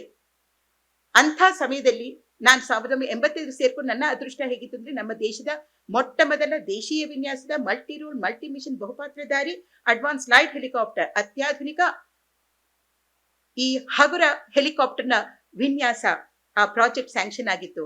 ಆ ಹೆಲಿಕಾಪ್ಟರು ನೆಲದಿಂದ ಇಷ್ಟು ಕೆಲವೇ ಅಡಿ ಮೇಲಕ್ಕೆ ಹಾರುವ ಪ್ರಥಮ ಹಾರಾಟದಿಂದ ಹಿಡಿದು ಅದು ಹೋಗಿ ವಿಶ್ವದ ಅತ್ಯಂತ ಎತ್ತರದ ರಣಭೂಮಿ, ಅದು ಸಿಯಾಚಿನ್ ಗ್ಲೇಸಿಯರ್ ಇರುತ್ತೆ, ಅಲ್ಲಿ ಹೋಗಿ ಇಳಿಯುವಂತಹ ಒಂದು ಇಡೀ ಆ ಡಿಸೈನ್ ಪೀರಿಯಡ್ ಅಂತ ನಾವು ಏನ್ ಹೇಳ್ತೀವಿ, ಅದ್ರ ಜೊತೆಗೆ ನಾನು ಇದ್ದ ಒಂದು ಸಂಭ್ರಮ ಇದೆ. ಹಾಗಾಗಿ ನನ್ನ ವೈಮಾನಿಕ ರಂಗದ ಬಗ್ಗೆ ಬಹಳಷ್ಟು ಬರ್ಕೊಂಡು ಹೋದೆ. ಮಹಿಳೆ ಮತ್ತು ವಿಜ್ಞಾನದ ಬಗ್ಗೆ ನಾನು ಬರೆಯೋದಕ್ಕೆ ಬಹಳ ಅಗತ್ಯ ಇತ್ತು. ನಾನು ಆಗ್ಲೇ ಹೇಳಿದ ಹಾಗೆ ಆ ತಾರತಮ್ಯಗಳನ್ನ ನಾವು ಹೇಗಾದ್ರೂ ನಿವಾರಿಸಬೇಕಿತ್ತು. ನಮ್ಮ ಬದುಕಿನ, ಹೆಣ್ಣು ಮಕ್ಕಳ ಬದುಕಿನ ಆರಂಭದಲ್ಲೇ, ಶಿಕ್ಷಣದಲ್ಲೇ ನೀವು ವಿಜ್ಞಾನಿ ಆಗ್ಲಾರ್ರಿ, ಇಂಜಿನಿಯರಿಂಗ್ ಓದ್ಲಾರ್ರಿ, ಈ ರೀತಿ ಹೇಳ್ಕೊಂಡ್ಬಿಟ್ಟು ಬರ್ತಾರೆ. ನಾನು ಮಿಡ್ಲ್ ಸ್ಕೂಲಲ್ಲಿ ಇದ್ದಾಗ ಹೆಣ್ಣು ಮಕ್ಕಳಿಗೆ ಗೃಹ ವಿಜ್ಞಾನ ಹೇಳ್ಕೊಡ್ತಿದ್ರು, ಗಂಡು ಮಕ್ಕಳಿಗೆ ಸಾಮಾನ್ಯ ವಿಜ್ಞಾನ. ಅಲ್ಲಿಂದನೇ ಆರಂಭ ಆಗಿತ್ತು. ಅದು ನನ್ನ ಕಾಲಕ್ಕೆ ಮುಗಿಲಿಲ್ಲ. ಕಂಪ್ಯೂಟರ್ಸ್ ಬಂದಾಗ ಬೆಂಗಳೂರಿನಲ್ಲಿ ಅನೇಕ ಶಾಲೆಗಳಲ್ಲಿ ಗಂಡು ಮಕ್ಕಳಿಗೆ ಕಂಪ್ಯೂಟರ್ಸ್ ಹೇಳ್ಕೊಡ್ತಿದ್ರು, ಹೆಣ್ಮಕ್ಳಿಗೆ ನಿಟ್ಟಿಂಗ್ ಹೇಳ್ಕೊಡ್ತಿದ್ದ ಪ್ರಸಂಗ ನಮ್ಗೆ ಬಂದಾಗ ನಾವು ಆ ಶಾಲೆಗೆ ಹೋಗಿ ಗಲಾಟೆ ಮಾಡಿದ್ದುಂಟು. ಅವ್ರು ಹೇಳಿದ್ರು, ಇಲ್ಲ ಅವ್ರಿಗೆ ನಾವು ಹೆಣ್ಮಕ್ಳನ್ನ ಅವರ ಮುಂದಿನ ಜೀವನಕ್ಕೆ ಪ್ರಿಪೇರ್ ಮಾಡ್ತಿದ್ದೀವಿ ಅಂದಾಗ, ಹೆಣ್ಮಕ್ಳ ಮೊದಲು ವಿಜ್ಞಾನಿಯಾಗಿ ಮಾಡೋದಕ್ಕೆ ನೀವು ಗಂಡು ಮಕ್ಕಳಿಗೆ ಏನು ಅವಕಾಶ ಕೊಡ್ತೀರೋ ಆ ಅವಕಾಶ ಕೊಡಿ, ಅವ್ರ ಮುಂದಕ್ಕೆ ಏನ್ ಹಾಕ್ತಾರೋ ಅದು ಅವರಿಗೆ ಬಿಟ್ಟಿದ್ದು. ಇಲ್ಲಿಗೆ ನಾನು ನಿಲ್ಲಿಸ್ತೀನಿ. ಕೊನೆಯ ಈ ಗೋಷ್ಠಿಯಲ್ಲಿ ನನ್ನ ಕೊನೆಯ ಮಾತುಗಳು ಕೇಳೋದಕ್ಕೆ ಇಷ್ಟೊಂದು ಸಹನೆಯಿಂದ ಕೂತ್ಕೊಂಡಿದ್ದೀರಾ. ನಿಮ್ಮ ಯಾವ ಪ್ರಶ್ನೆಯನ್ನು ನಾನು ನಂತರ ಬೇಕಾದ್ರೂ ಉತ್ತರಕ್ಕೆ ನಾನು ಸಿದ್ಧಿದ್ದೀನಿ. ನೀವು ಎಷ್ಟು ಹೊತ್ತು ಬೇಕೋ ನಾನು ನಂತರ ಇರ್ತೀನಿ. ಆದ್ರೆ ಇವಾಗ ಮುಗಿಸ್ತೀನಿ. ಯಾರು ಪ್ರಶ್ನೆ ಕೇಳೋದಿದ್ರೆ ಅವಕಾಶ ಕೊಟ್ರೆ ಸುಮಾ ಅವರು ಕೇಳ್ಬೋದು. ವಿಮೆನ್ ಅಂಡ್ ಬೋರ್ಡ್ ನಾನು ಬಹಳಷ್ಟು ಅಕಾಡೆಮಿಗಳಲ್ಲಿ ಡಿಸೈನ್ ಮಾಡಿದ ಪ್ರೋಗ್ರಾಮ್. ತುಂಬಾ ಈ ತರ ನೆಟ್ವರ್ಕಿಂಗ್ ಈವೆಂಟ್ಸ್ ನಾನು I am also on entrepreneur also. 12 ವರ್ಷದಿಂದ ನಂದೇ ಕಂಪನಿ ಇದೆ, ಇನ್ಕಾರ್ಪೊರೇಟ್ ಟ್ರೈನಿಂಗ್ ಅಂತ ನಡೆಸ್ತಾ ಇದ್ದೀನಿ. ನಾನೇನ್ ಹೇಳ್ತೀನಿ ಅಂದ್ರೆ, ಇವತ್ತಿನ ಕಾಲಘಟ್ಟದಲ್ಲಿ ಈ ಟೆಕ್ನಾಲಜಿ ಎಷ್ಟೇ ಮುಂದೆ ಬಂದಿದ್ರು ಪ್ರತಿಯೊಬ್ಬ ಮಹಿಳೆ ಬರೀ ಪೋಸ್ಟ್ರಲ್ಲಿ ಎಂಪವರ್ ಆಗ್ತಿದ್ದಾಳೆ, ರಿಯಲ್ ಆಗಿ ಎಂಪವರ್ ಆಗ್ತಿಲ್ಲ. ನೀವ್ ಏನ್ ಹೇಳ್ತೀರಿ ಥಾಟ್ಸ್? ಮೇಡಮ್, ನಾನು 35 ವರ್ಷಗಳ ಕಾಲ ಒಂದು ವೈಮಾನಿಕ ರಂಗದ ಹೆಲಿಕಾಪ್ಟರ್, ವಿಮಾನ, ಅನ್ಮ್ಯಾನ್ಡ್ ಏರಿಯಲ್ ವೆಹಿಕಲ್ ಅದರ ನಾನು ಚೀಫ್ ಡಿಸೈನರ್ ಆಗಿದ್ದೆ, ನಂತರ ಜನರಲ್ ಮ್ಯಾನೇಜರ್ ಆಗಿದ್ದೆ. ನಾನು 1940ರಲ್ಲಿ ನಮ್ಮ HAL ಆರಂಭ ಆಗಿದ್ದು ಅಂತ ಹೇಳಿದೆ. ಅಲ್ಲಿ ನಾನು ಪ್ರಥಮ ಮಹಿಳಾ ಚೀಫ್ ಡಿಸೈನರು, 2ನೇ ಮಹಿಳಾ ಜನರಲ್ ಮ್ಯಾನೇಜರು. ಅದು ಆಗೋದಕ್ಕೆ 75 ವರ್ಷ ಹಿಡಿಸ್ತು ನಮ್ಮ ಕಾರ್ಖಾನೆಗೆ. ನನಗಲ್ಲ, ನನಗಿನ್ನೂ 66 ವರ್ಷ. ನೀವು ಹೇಳಿರೋದು ಎಷ್ಟೇ ವಿಜ್ಞಾನ ತಂತ್ರಜ್ಞಾನ ಮುಂದುವರೆದ್ರು ಈ ಒಂದು ಏನಪ್ಪಾ ಹೆಣ್ಮಕ್ಳಿಗೆ women can't do science, women can't go for out station duty, women can't do this that ಅಂತ ಕೆಲವು ಮಿಥ್ಯೆಗಳಿರುತ್ತೆ. ನಾವು ಸೇರ್ಕೊಂಡಾಗ ನನ್ನ ಪೀಳಿಗೆಯ ಹೆಣ್ಣುಮಕ್ಳು, ಇಂಜಿನಿಯರಿಂಗ್ ಬಗ್ಗೆ ಹೇಳ್ತೀನಿ, ಅದು ನನ್ನ ವಿಷಯ ಆಗಿರೋ ಕಾರಣಕ್ಕೆ ಸೇರ್ಕೊಂಡಾಗ 6 ಜನ ಇದ್ದಿದ್ದು. ನಾವು ಮೈಸೂರಿನ ನ್ಯಾಷನಲ್ ಇನ್ಸ್ಟಿಟ್ಯೂಟ್ ಆಫ್ ಇಂಜಿನಿಯರಿಂಗ್ಗೆ ನಾವು 6 ಜನ ಹೆಣ್ಮಕ್ಳು ಆ ವರ್ಷ ಹೋಗಿ 1976ರಲ್ಲಿ ಹೋಗಿ ಸೇರ್ಕೊಂಡು. ಅವಾಗ್ಲೂ ಕೂಡ ಹೇಳ್ತಾ ಇದ್ರು, ಅರೆ ಫೌಂಡ್ರಿ ಇದೆ, ಕಾರ್ಪೆಂಟ್ರಿ ಇದೆ, ಮಿಷಿನ್ ಶಾಪ್ ಇದೆ, ಇದೆಲ್ಲ ಹೆಣ್ಮಕ್ಳಿಗಾಗಲ್ಲ. ಇಟ್ಸ್ ರಿಪೀಟ್ ಆಗಿದೆ, ಬೇರೆ ಕಡೆ ಹೇಳಿದ್ದೀನಿ, ಆದ್ರೂ ನೀವು ಕೇಳಿದ್ರಿ ಅಂತ ಆ ಪ್ರಶ್ನೆಗೆ ಉತ್ತರ ಹೇಳ್ತಾ ಇದ್ದೀನಿ. ಈ ರೀತಿ ನನಗೆ ಯಾತಕ್ಕೆ ಅಂದ್ರೆ ನನ್ನ ಯಾವುದೇ ಒಂದು ಪಠ್ಯದಲ್ಲಿ ಅಲ್ಲಿವರೆಗೂ ಯಾವ ಮಹಿಳಾ ವಿಜ್ಞಾನಿಯ ಬಗ್ಗೆ, ಸಾಧಕಿ ಬಗ್ಗೆ, ತಂತ್ರಜ್ಞರ ಬಗ್ಗೆ ಯಾವ ಒಂದು ಉದಾಹರಣೆಯು ನಮ್ಮ ಪಠ್ಯದಲ್ಲಿ ಇರ್ಲಿಲ್ಲ. ಶಾಲೆ ಕಾಲೇಜಿಗೆ ಬಂದಾಗ್ಲೂ ಕೂಡ ಅದು ಇರ್ಲಿಲ್ಲ. ಅಂತ ಸಮಯ ನನಗೆ ಧೈರ್ಯ ಕೊಟ್ಟಿದ್ದು ಯಾವ್ದು ಗೊತ್ತೇ, ನಾವು ಓದ್ಬೋದು ಅಂತ. ನಮ್ಮ ತಂದೆಯವರ ಮನೆಯಲ್ಲಿ ಇದ್ದಂತಹ ಗ್ರಂಥಾಲಯದಲ್ಲಿ ಒಂದು ಪುಟ್ಟ ಪುಸ್ತಕ ಮೇರಿ ಕ್ಯೂರಿ. ಆ ಪುಟ್ಟ ಪುಸ್ತಕ ಮೇರಿ ಕ್ಯೂರಿ, ಅರೆ 2 ನೋಬೆಲ್ ಪಾರಿತೋಷಿಕ 3/4 ಶತಮಾನದ ಹಿಂದೆ ಯಾಕೆ ತಕ್ಕೊಂಡಿದ್ದಾಳೆ ಅಂತಂದ್ರೆ ಅದು ನನಗೆ ಧೈರ್ಯ ಕೊಟ್ಟಿತ್ತು. ಮುಂದೆ ನಾನು ಇನ್ಸ್ಟಿಟ್ಯೂಟಿಗೆ ಬಂದಾಗ ಆಕೆ ಒರಿಜಿನಲ್ ಪೇಪರ್ಸು, ಆಮೇಲೆ ಮಗಳು ವಿವರವಾಗಿ ಬರೆದ ಜೀವನ ಚರಿತ್ರೆ, ಅವುಗಳನ್ನೆಲ್ಲ ಆಧಾರದ ಮೇಲೆ ನಾನು ಮೇರಿ ಕ್ಯೂರಿ ಬರೆದಿದ್ದು. ಅದು ಬರೆದು 1991ರಲ್ಲಿ ಬರೆದಿದ್ದು. ಇವತ್ತಿಗೂ ಕೂಡ ಅದರ ನಂತರ ಒಂದು 33 ಪುಸ್ತಕ ಬಂದ್ರು ಆ ಪುಸ್ತಕವನ್ನ ಗುರುತಿಸಿ ನನಗೆ ಯಾರು ಮಾತನಾಡಿದಾಗ ಬಹಳ ಅಭಿಮಾನ ಆಗುತ್ತೆ. ಯಾಕೆ ಅಂತಂದ್ರೆ ನಾವು ಒಳಗೆ ಹೋಗ್ಬೇಕಾದಾಗ 6 ಜನ ಹೆಣ್ಮಕ್ಳಿದ್ವಲ್ಲ, ನಿಮ್ಮ ಕೈಲಿ ಆಗಲ್ಲ ಅಂತಿದ್ರಲ್ಲ, 6 ಜನರಲ್ಲಿ ನಾನು ಮತ್ತು ನನ್ನ 2 ಗೆಳತಿಯರು ವಿಶ್ವವಿದ್ಯಾಲಯಕ್ಕೆ ರ್ಯಾಂಕ್ ಪಡ್ಕೊಂಡು ಈಚೆಗೆ ಬಂದಾಗ್ಲೇ ಅಲ್ಲಿ ಹೆಣ್ಣು ಮಕ್ಕಳಿಗೆ ಅಸಾಧ್ಯವಾದದ್ದೇನೂ ಇಲ್ಲ ಅಂತ ಗೊತ್ತಾಯ್ತು. It's more like tying your leg and saying that you can run and win the race. It's high time we unshackle our selves. ಇದೇ ನನ್ನ ಇಡೀ ಕೆರಿಯರ್ನ ಕಾರ್ಯಕ್ಷೇತ್ರದಲ್ಲಿ ಹೆಣ್ಮಕ್ಳು ಏನಪ್ಪಾ ಹೊರಗಡೆ ಹೋಗಕ್ಕಾಗಲ್ಲ ಅಂತಿದ್ರಲ್ಲ, ನಾವು ಹೋಗ್ತೀವಿ. ನಮ್ಮ ಹೆಲಿಕಾಪ್ಟರ್ ಮೊಟ್ಟ ಮೊದಲ ಬಾರಿಗೆ ಅದು ನಮ್ಮ ದೇಶದಲ್ಲಿ ಈ ಅಮೆರಿಕದ ನಿರ್ಬಂಧನ, ಎಂತೆಂತಹ ತಾಂತ್ರಿಕ ಅಡೆತಡೆಗಳನ್ನ ದಾಟಿ ತಯಾರಿಸಿರೋ ಒಂದು ಅಡ್ವಾನ್ಸ್ ಲೈಟ್ ಹೆಲಿಕಾಪ್ಟರ್. ಅದಕ್ಕೆ ಧ್ರುವ, ರುದ್ರ ಅಂತ ಆಮೇಲೆ ಹೆಸರು ಬಂದಿದ್ದು. ಆಮೇಲೆ ಅದಕ್ಕೆ ಶಸ್ತ್ರೀಕರಣ ಮಾಡಿದ್ಮೇಲೆ ರುದ್ರ ಅಂತಲೂ ಹೆಸರು ಬಂದಿದೆ. ಅಂತಹ ಒಂದು ಹೆಲಿಕಾಪ್ಟರ್ನ ಎಲ್ಲೆಲ್ಲಿ ಹೋಗಿ ನಾವು ಅದನ್ನ ಟೆಸ್ಟ್ ಮಾಡ್ಬೇಕು, -20 ಡಿಗ್ರೀಸ್ ಜಾಗಕ್ಕೆ ಹೋಗಿ ನಾವು ಟೆಸ್ಟ್ ಮಾಡ್ಬೇಕು. ನಾವು ಹೇಳ್ತೀವಿ, ನಾವು ಹೆಣ್ಮಕ್ಳು ಹೋಗ್ತೀವಿ, ನಾವು ಎಲ್ಲ ಕಡೆ ನಮ್ಮ ಹೆಲಿಕಾಪ್ಟರ್ ಹೋದ ಕಡೆಗೆಲ್ಲ ಹೋದ್ವಿ. ಯಾವಾಗ 1998ರಲ್ಲಿ ಹೆಣ್ಣು ಮಕ್ಕಳಿಗೆ ಯುದ್ಧದ ಹಡಗಿಗೆ ಪ್ರವೇಶ ಇರಲಿಲ್ಲ. ಆದ್ರೆ ನಾನು ಯುದ್ಧದ ಹಡಗಿನಲ್ಲಿ 2 ರಾತ್ರಿ ಮತ್ತು 3 ದಿನ ಇರೋದಕ್ಕೆ ಸಾಧ್ಯ ಆಯ್ತು. ಯಾಕೆಂದ್ರೆ ಆ ಶಸ್ತ್ರದ ಒಂದು ತಜ್ಞನಾಗಿ ನಾನು ಅಲ್ಲಿಗೆ ಹೋದಾಗ ಅವರು ನನ್ನನ್ನ ಒಳಗೆ ಬಿಡುವ ಒಂದು ಅನಿವಾರ್ಯ ಬಂದಿತ್ತು. ನಾವು ಪ್ರತಿಯೊಂದು ಇಂತಹ ಮಿತಿಗಳನ್ನ ಒಡೆದುಕೊಂಡು ಹೋಗ್ಬೇಕಾಗತ್ತೆ. ನಾನು ನನ್ನ ಇಡೀ ಒಂದು ಕೆರಿಯರ್ ಸಮಯದಲ್ಲಿ ಒಂದು ಕಡೆ ಈ R&D ತಜ್ಞಲಾಗಿದ್ರೂ ಕೂಡ ನಮ್ಮ HAL ಮ್ಯಾನೇಜ್ಮೆಂಟ್ ಅಕಾಡೆಮಿ ಆಗ್ಲಿ, ಬೇರೆ ಯೂನಿವರ್ಸಿಟಿ ಅಂಡ್ ಅಕಾಡೆಮೀಸ್ ಆಗ್ಲಿ, ಎಲ್ಲಿ ಹೋದ್ರು ವರ್ಕ್ ಲೈಫ್ ಬ್ಯಾಲೆನ್ಸ್ ಅಂತ ಮೊದಲು ಮಾಡ್ತಾ ಇದ್ದಿದ್ದು. ನಾನು ವರ್ಕ್ ಲೈಫ್ ಬ್ಯಾಲೆನ್ಸ್ ನ ಪುರುಷರಿಗೂ ಬೇಕು ಅಂತ ಅವರನ್ನು ಸೇರಿಸ್ಬಿಟ್ಟು ಅದು ಬರೀ ಹೆಣ್ಣು ಮಕ್ಕಳಿಗೆ ಮಾಡ್ತಾ ಇದ್ದಿದ್ದಲ್ಲ, ಜೊತೆಗೆ ಒಂದು ಹೆಣ್ಣು ಮಕ್ಕಳಿಗೋಸ್ಕರನೇ ಡಿಸೈನ್ ಮಾಡಿದ ಒಂದು ಪ್ರೋಗ್ರಾಮ್ ಏನಂದ್ರೆ ವಿಮೆನ್ ಆನ್ ಬೋರ್ಡ್. ನಾನು ಒಂದು ಬ್ರಿಟಿಷ್ ಏರೋಸ್ಪೇಸ್ ಮತ್ತು HAL ನ joint venture company BAE HAL software ಲಿಮಿಟೆಡ್ಗೆ ನಿರ್ದೇಶಕರಾಗಿ when I sat on the board, ಅವಾಗ ಒಂದು ಕುತೂಹಲ ಇತ್ತು. 2013ರಲ್ಲಿ ನಾನು ಅದರ ನಿರ್ದೇಶಕರಾಗಿದ್ದು. ಒಂದು ಕುತೂಹಲ ಇತ್ತು, ಭಾರತದಲ್ಲಿ ಎಷ್ಟು ಬೋರ್ಡ್ನಲ್ಲಿ ಎಷ್ಟು ಶೇಕಡ ಹೆಣ್ಮಕ್ಳಿದ್ದಾರೆ ಅಂತ. 5%ಗೂ ಕಡಿಮೆ ಇತ್ತು 2013ರಲ್ಲಿ. ನಾವು ನೋಡಿದ್ದೀವಿ ಆಗ್ತಾನೆ ಸತ್ಯಂ ಸ್ಕ್ಯಾಂಡಲ್ ಏನೇನಾಯ್ತು ಅಂತ. ಎಲ್ಲ ಪುರುಷರೇ ಕುಳಿತುಕೊಂಡು ಅಷ್ಟು ವರ್ಷಗಳ ಕಾಲ ನಡೆದಂತಹ ಒಂದು ಸ್ಕ್ಯಾಮ್ನ ಗುರುತಿಸಕ್ಕೆ ಆಗಿರ್ಲಿಲ್ಲ. ಅಷ್ಟೊತ್ತಿಗೆ ಸಾಕಷ್ಟು ರಿಸರ್ಚ್ ಮೆಟೀರಿಯಲ್ ಇತ್ತು. ಏನು ಅಂತಂದ್ರೆ ಬೋರ್ಡ್ ಡೈವರ್ಸಿಟಿ ಇಸ್ ಇಂಪಾರ್ಟೆಂಟ್. ಅದು ಹೆಣ್ಣು ಮಕ್ಕಳಿಗೆ ನೀವೊಂದು ಸ್ಥಾನ ರಿಸರ್ವೇಶನ್ ಕೊಡೋದಕ್ಕೆ, ಅವರು ಉದ್ಧಾರ ಮಾಡಕ್ಕಲ್ಲ, ಅದಿದ್ದು ಕಂಪನಿಯನ್ನ ಉದ್ಧಾರ ಮಾಡೋದಕ್ಕೆ. There has to be diversity on the board. 2013ನಲ್ಲಿ ಒಂದು ಕಂಪನಿ ಲಾ ಬಂತು, ಅದು ರಿವೈಸ್ ಆಯ್ತು. ಅದರಲ್ಲಿ ನಿಮ್ಮ ಬೋರ್ಡ್ ಮೇಲೆ ಅಟ್ಲೀಸ್ಟ್ ಒಬ್ಬ ಮಹಿಳೆಯಾದ್ರೂ ಇರಬೇಕು ಅಂತಾಯ್ತು. ನಾನು ಈ ಕಂಪನಿ ಲಾ ಅವುಗಳನ್ನೆಲ್ಲ ಓದ್ಕೊಂಡು ಇದನ್ನ ನಾನು ಈ ಒಂದು ಸೀನಿಯರ್ ಪೋಸ್ಟ್ಗೆ ಬರುವಂತಹ ಸಾಧ್ಯತೆಯ ಹೆಣ್ಣು ಮಕ್ಕಳಿಗೆ, ಆ ಮಿಡಲ್ ಲೆವೆಲ್ ಹೆಣ್ಣು ಮಕ್ಕಳಿಗೆ ಈಗಲಿಂದಲೇ ಆ ಒಂದು ತರಬೇತಿ ಕೊಡಬೇಕು ಅಂತ ವುಮೆನ್ ಆನ್ ಬೋರ್ಡ್ ಅಂತ ಹೇಳಿ, ಆಗ ಭಾರತ ಎಲೆಕ್ಟ್ರಾನಿಕ್ಸ್ ಡೈರೆಕ್ಟರ್ ಆಗಿದ್ದವರು ಆನಂದಿ ರಾಮಲಿಂಗಮ್ಮ. ನಂತರ ಅವರು ಚೇರ್ಮನ್ ಅಂಡ್ ಮ್ಯಾನೇಜಿಂಗ್ ಡೈರೆಕ್ಟರ್ ಆದ್ರು. ಮೊಟ್ಟ ಮೊದಲ ಪಬ್ಲಿಕ್ ಸೆಕ್ಟರ್ನ, ಡಿಫೆನ್ಸ್ ಪಬ್ಲಿಕ್ ಸೆಕ್ಟರ್ನ ಚೇರ್ಮನ್ ಮ್ಯಾನೇಜಿಂಗ್ ಡೈರೆಕ್ಟರ್, ಇಲ್ಲಾಂದ್ರೆ ಬರೀ PSU ಆದರೆ ರೀನಾ ರಾಮಚಂದ್ರನ್ ಅವರು ಆಗಿದ್ರು. ಈ ರೀತಿಯ ಹೆಣ್ಣುಮಕ್ಕಳನ್ನ ಕರೆಸಿ ಅವರ ಮೂಲಕ ಒಂದು ಪ್ರೋಗ್ರಾಮ್ ಅನ್ನು ಡಿಸೈನ್ ಮಾಡಿ ಇದನ್ನ ನಾನು ಮತ್ತೆ ಮತ್ತೆ ಯಾವುದೇ ವಿಶ್ವವಿದ್ಯಾಲಯದಾಗಲಿ ಇನ್ನೆಲ್ಗಾದ್ರೂ ಹೋದಾಗಲಿ ಮಾಡ್ತಾ ಇರ್ತೀನಿ. ನಾವು ಬೇರೆ ವಿಧಾನಗಳಿಲ್ಲ, ನಾವು ಉದಾಹರಣೆಗಳು ಕೊಟ್ಕೊಂಡು ಹೋಗ್ಬೇಕು. ಯಾರ್ಯಾರು ಎಂತೆಂತಹ ಸ್ಥಾನದಲ್ಲಿ ಏನೇನ್ ಮಾಡಿದ್ದಾರೆ ಅಂತ. ಈ ಒಂದು ಡಿಫೆನ್ಸ್ ಮತ್ತು ಏರೋನಾಟಿಕ್ಸ್ ಅಲ್ಲಿಯ ಉದಾಹರಣೆಗಳು ನಾನು ಕೊಡ್ತಾ ಇದ್ದೆ. ನಮ್ಮದು ಆ ಕಂಪನಿ ಅಲ್ಲಿ ಆದಾಗ ಎಂತೆಂತಹ ಆ ಲಾಕ್ಹಿಡ್ ಮಾರ್ಟಿನ್ ಅಂತ ಒಂದು ಕಂಪನಿಯ ಹೆಡ್ ಆಗಿ CEO ಆಗಿ ಬಂದ ಹೆಣ್ಣು ಮಗಳು ಅಲ್ಲಿ ಪರಿವರ್ತನೆ ಮಾಡಿದ್ದೇನು, ಅಥವಾ ಜನರಲ್ ಮೋಟಾರ್ಸ್ ಅಲ್ಲಿಯ ಹೆಣ್ಮಗಳು ಎಂಥ ಪರಿವರ್ತನೆ ಮಾಡಿದ್ದು, ಈ ಒಂದೊಂದನ್ನು ಕೇಸ್ ಸ್ಟಡಿಯಾಗಿ ತಿಳಿಸ್ಕೊಂಡು ಹೋದಾಗ ಈ ಒಂದು ಪೂರ್ವಾಗ್ರಹ ಏನಿದೆ ಅದು ಬರೀ ಗಂಡಸರಲ್ಲಿದೆ ಅಂತ ಅಂದ್ಕೋಬೇಡಿ, ಹೆಂಗಸರಲ್ಲೂ ಇದೆ. ಇವಾಗ ಗಂಡು ಮಗುನ ಬಯಸೋದು ಬರೀ ಗಂಡಸರಲ್ಲ, ಹೆಂಗಸರು ಕೂಡ. ಸೊ ಇದು ಇಡೀ ನಮ್ಮ ಸಮಾಜದ ಇರುವಂತಹ ಪೂರ್ವಾಗ್ರಹಗಳನ್ನ, ಅವಕಾಶಗಳನ್ನ ಇಬ್ಬರಿಗೂ ಕೊಡಿ, ಎಲ್ಲರಿಗೂ. ಇದು ಬರೀ ಲಿಂಗಕ್ಕೆ ಸಂಬಂಧಪಟ್ಟಿದ್ದಲ್ಲ, ಜಾತಿ ಧರ್ಮ. ಇಲ್ಲಿ ಬಿಳಿಯರು ಅವರಿಗಷ್ಟೇ ಬುದ್ಧಿವಂತಿಕೆ ಅಂದ್ರೆ ಏನು? ಒಂದು IQ ಇಂದ ನೀವು ಬುದ್ಧಿವಂತಿಕೆಯನ್ನ ಅಳತೆ ಮಾಡಕ್ ಸಾಧ್ಯನೇ? ಇವಾಗಲೇ EQ ಅಂತ ನಾವು ನಮಗೆ ಗೊತ್ತಾಯ್ತು. ಎಮೋಷನಲ್ ಕೋಶೆಂಟ್ ಕೂಡ ಬೇಕು. SQ ಸೋಷಿಯಲ್ ಕೋಶೆಂಟ್ ಬೇಕು. ಜನರ ಜೊತೆಗೆ ಹೀಗೆ ಒಡನಾಡುವುದು, ಒಂದು ಸಮಾಜವಾಗಿ ಒಂದು ನಾಗರಿಕತೆಗೆ ಉಳಿಯೋದು ಹೇಗೆ, ಎಥಿಕಲ್ ಕೋಶೆಂಟ್ ಬೇಕು. ಎಥಿಕ್ಸ್ ಇಲ್ದಲೇ ಇದ್ರೆ ಇವತ್ತು ಎಷ್ಟು ರಣರಂಗ ಆಗ್ತಾ ಇದೆ. ಇನ್ನೊಂದು ಎನ್ವೈರನ್ಮೆಂಟಲ್ ಕೋಶೆಂಟ್ ಬೇಕು. ಅರೆ ನಮ್ಮ ಪರಿಸರಕ್ಕೆ ಯಾವ್ದು ಹಾನಿ, ಇವೆಲ್ಲ ಬುದ್ಧಿವಂತಿಕೆ ಅಂದ್ರೆ ಏನು? ಅಬಾರಿಜಿನಲ್ ಜನಕ್ಕೆ ಬುದ್ಧಿವಂತಿಕೆ ಇರ್ಲಿಲ್ವೇ? ಈ ಒಂದು ಭೂಮಿಯನ್ನ ಗಬಳಿಸಿಕೊಳ್ಳೋದು ಬುದ್ಧಿವಂತಿಕೆ ಅಲ್ಲ. ಅವರು ಈ ಭೂಮಿಯ ಒಡೆಯ ನಾನಲ್ಲ, ಈ ಭೂಮಿಯನ್ನ ಕಾಪಾಡುವ ಕರ್ತವ್ಯ ನನ್ನದು ಅಂತ ಅಂದಿದ್ದು ಅವರ ಬುದ್ಧಿವಂತಿಕೆಯನ್ನ ನಾವು ಮಿಷನ್ ಮಾಡಕ್ಕಾಗತ್ತಾ? ಒಂದು ನೆಟ್ಫ್ಲಿಕ್ಸ್ ಅಲ್ಲಿ ಒಂದು ಡಾಕ್ಯುಮೆಂಟರಿ ಇದೆ, ದ ಲಾಸ್ಟ್ ಚಿಲ್ಡ್ರನ್ ಅಂತ ಹೇಳ್ಬಿಟ್ಟು. 4 ಮಕ್ಕಳು, ಆ ಅಮೆಜಾನಿನ ಕಾಡಿನ ಮಕ್ಕಳು, ಅವರು ಕಾಡಿನಲ್ಲಿ ಇರುವಂತಹ ಅಲ್ಲಿಯ ನೇಟಿವ್ ಮಕ್ಕಳು. 4 ಮಕ್ಕಳು ಒಂದು ವಿಮಾನದಲ್ಲಿ ತಾಯಿಯ ಜೊತೆಗೆ ಹೋಗ್ತಾ ಇರಬೇಕಾದ ವಿಮಾನದ ಅಪಘಾತ ಆಗುತ್ತೆ, ಎಲ್ಲರೂ ಸತ್ತು ಹೋಗ್ತಾರೆ. ಈ 4 ಮಕ್ಕಳು ಮಧ್ಯದಲ್ಲಿ ಆ ಅಮೆಜಾನ್ ದಟ್ಟ ಕಾಡಲ್ಲಿ ಹುಡ್ಕೊಂಡಿದ್ದಾರೆ. ದೊಡ್ಡ ಮಗು 11 ವರ್ಷ, ಎರಡನೇ ಮಗು 9 ವರ್ಷ, ನಂತರ 3ನೇ ಮಗು 4 ವರ್ಷ, 5ನೇ ಮಗು 11 ತಿಂಗಳು. ಮುಂದೆ ರೆಸ್ಕ್ಯೂ ಮಾಡೋದಕ್ಕೆ 43 ದಿನ ಹಿಡಿಸಿತ್ತು.